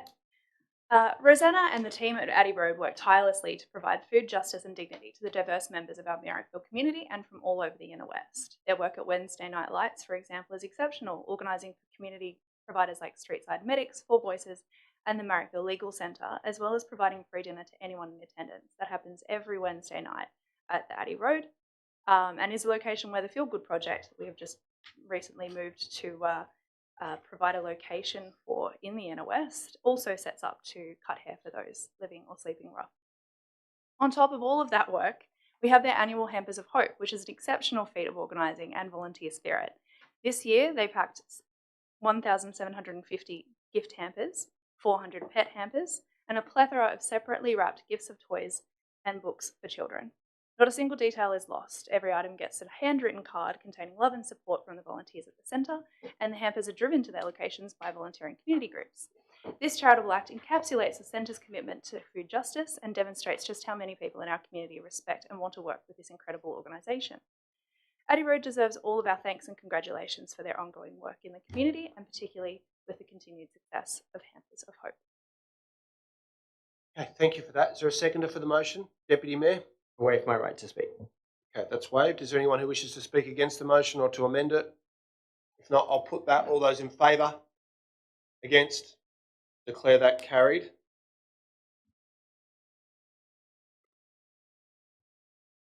Review into Sydenham to Bankstown T3 line. Whose is that? Fine. Councillor Barlow. Look, I will speak briefly. I think it's really important that we do a review of the T3 line closure. I've heard from many members of the community about the overcrowding on the buses being provided at the moment. I have no doubt that it is an exceptionally difficult task. But one occasion that was imparted to me is that the overcrowding was so bad that when a commuter passed out on one of the buses, the driver couldn't see it and had to be alerted by other passengers to the issue. Issues over the Australia Day weekend were also exacerbated by variations to the timetable that were late to be communicated and also poorly explained.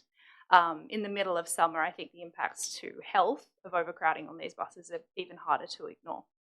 So let's not. It's important that we review this early, nip issues in the bud, and have the ability to communicate that to our community, that whilst we understand this isn't an easy time and necessary works, that we're maintaining a review over it and we're working quickly to address the issues.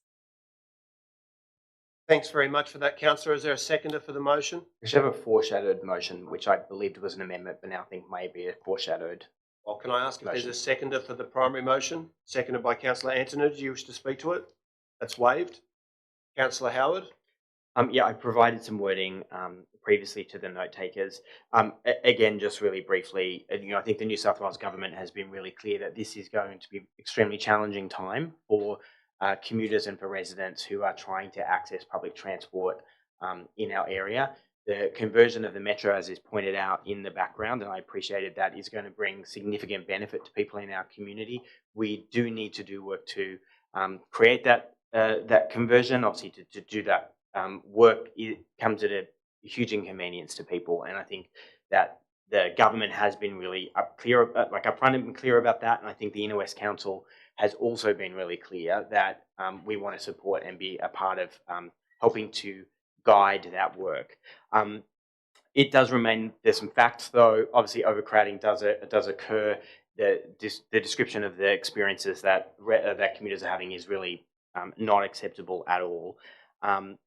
There are ongoing meetings that do occur between Inner West Council and Transport for New South Wales staff about these very issues. So there is already a monthly engagement that does occur, and that should be the mechanism by which the concerns and the feedback from residents is channeled and is reported through to the Transport for New South Wales staff.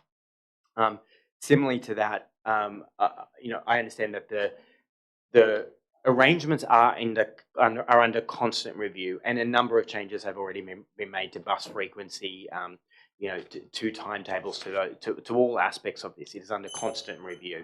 So really, I just want to insert some facts into this and say, look, these are the ways that we can channel some of that feedback and make sure that we're getting the best outcome for residents in what is a really difficult time. Thanks for that, councillor Howard. Is there anyone else who wishes to speak to the motion? I'll note that councillor Howard's foreshadowed motion can be considered if the primary motion is defeated. If not, I'll go to councillor Barlow for a right of reply. Yeah, look, whilst I appreciate and commend the work of staff meeting with Transport to have regular discussions and raise these issues, this work is just not transparent to the community. And I also don't think it's resulting in the changes that the community needs, or we wouldn't continually be approached by them about it. I think we want to make it easier for our community to provide feedback, and this review is one way of making sure that happens, rather than add layers of bureaucracy for them to deal with. Okay, thank you for that. I'll put the motion. If the motion is carried, well and good. If it's defeated, we can consider the foreshadowed motion. I'll put the Barlow-Antonou motion. All those in favour, please raise your hands. All those against? That has been defeated, 10 votes to 5. I'll go to councillor Howard to speak to the foreshadowed motion. I think my previous comments addressed the substantive motion. Okay, thank you for that. Councillor D'Arienzo will second that motion. Do you wish to speak to it? No? Is there any debate of the foreshadowed motion? If not, I'll put that. All those in favour? Against? Declare that carried. Item 63, pedestrian crossing on Sydenham Road, Marrickville. Me again. I provided an amend to the minute takers. Would you mind just displaying that on the screen? Thank you. I'll ask the minute takers to display the motion. This amend simply notes that the main decision maker in this issue is in fact the state government. I also want to speak briefly to the fact that I understand my comrade across the floor has already spent some years trying to make things safer for pedestrians in this area, and commend his work. I do think it's still important for us to commit this motion to council, simply just noting that with the opening of the metro and the huge increase of arts and entertainment in this area, that this is an urgent issue for us to work with the state government to get right. Thanks. Okay, is there a seconder for the motion? Seconded by councillor Antonou. Do you wish to speak to it? That's waived. Is there anyone who wishes to amend the motion? Councillor Howard? I have a foreshadowed motion. Okay. Do you wish to speak against the primary motion? No. Okay. I'll put the primary motion. All those in favour? Against? Declare that defeated, 10 votes to 5. I'll go to councillor Howard for his foreshadowed motion. Yeah, and look, I think we are in agreement about needing to have the pedestrian crossing on Sydenham Road, a number of them. We need to get onto this ASAP. Really what my foreshadow motion is saying is that we are already doing this work, and there have been a number of motions, including in this term of council, saying that we need to look at installing pedestrian crossings at numerous places along Sydenham Road. So including investigating at the locations that Councillor Barlow has stated. So, in furious agreement, but we're already doing this work. So, as we said earlier, we really want to have this public town hall meeting and the business roundtable. Let's get the Sydenham Road strategy going. We've got the $1 million from the state government. It's all lined up. Let's do the work together. Okay, thank you for that. Is there a seconder for Councillor Howard's motion? Seconded by Councillor D'Arienzo. All those in favour? Against? Declare that carried unanimously. Brings us to item 65, City Architect. Seek leave to, oh wait, never, is it? 64, sorry. My Yeah, I mistake. seek leave to withdraw item 64. Okay, that's withdrawn. Thank you for that. 65, City Architect. Councillor D'Arienzo, I move this motion. you wish to speak to it? No, I wait. That's waived. Is there a seconder for the motion? Seconded by Councillor Scott. Do you wish to speak to it? Is there anyone who wishes to amend the motion or to speak against it? Councillor Blake. Just wanted to thank Councillor D'Arienzo for taking the time to alleviate our concerns about this motion, and yeah. Okay, thank you for that. I'll put that. All those in favour, please raise your hands. All those against, that's been carried unanimously, noting that Councillor Scott was the seconder for the motion. 67, new major residential development panel. Councillor D'Arienzo, I move this motion. you wish to speak to it? The housing crisis is here now, and we need an action-oriented solution. So this new panel will cut through the red tape and speed up the approval process for significant residential developments in our inner west. How? By bringing together key decision makers from across the council, the GM, the Director of Planning, the General Counsel, and the person who is appointed as the city architect. They will use their collective experience, expertise, capability, and track record of delivery to smash through problems, wrestle with all the tricky issues, and stretch themselves further than Saturday morning's Pilates class to find flexible solutions. Point of order, I don't believe that the General Manager undertakes such a class. Delivering new homes, keys indoors, that'll be the priority. Okay. I'll give it a go. He'll do his darndest. I'm very happy to second your motion. Thank you very much for preparing it. I'll waive my right to speak. Is there anyone who wishes to amend the motion or to speak against it? If not, I'll put that. All those in favour? Against? Declare that carried. Okay, can we get a motion to move into confidential Mr. Mayor, I would session? do so. Moved by the Deputy Mayor. Is there a seconder for that? Seconded by Councillor Scott. All those in favour? Against? Declare that carried. I'll ask that the council chamber be cleared. Mr. Knox is welcome to stick around if he's not on the way back to Maitland, but we'll have to clear the chamber for now. And I'll ask the council officers to let me know when the recording has been discontinued.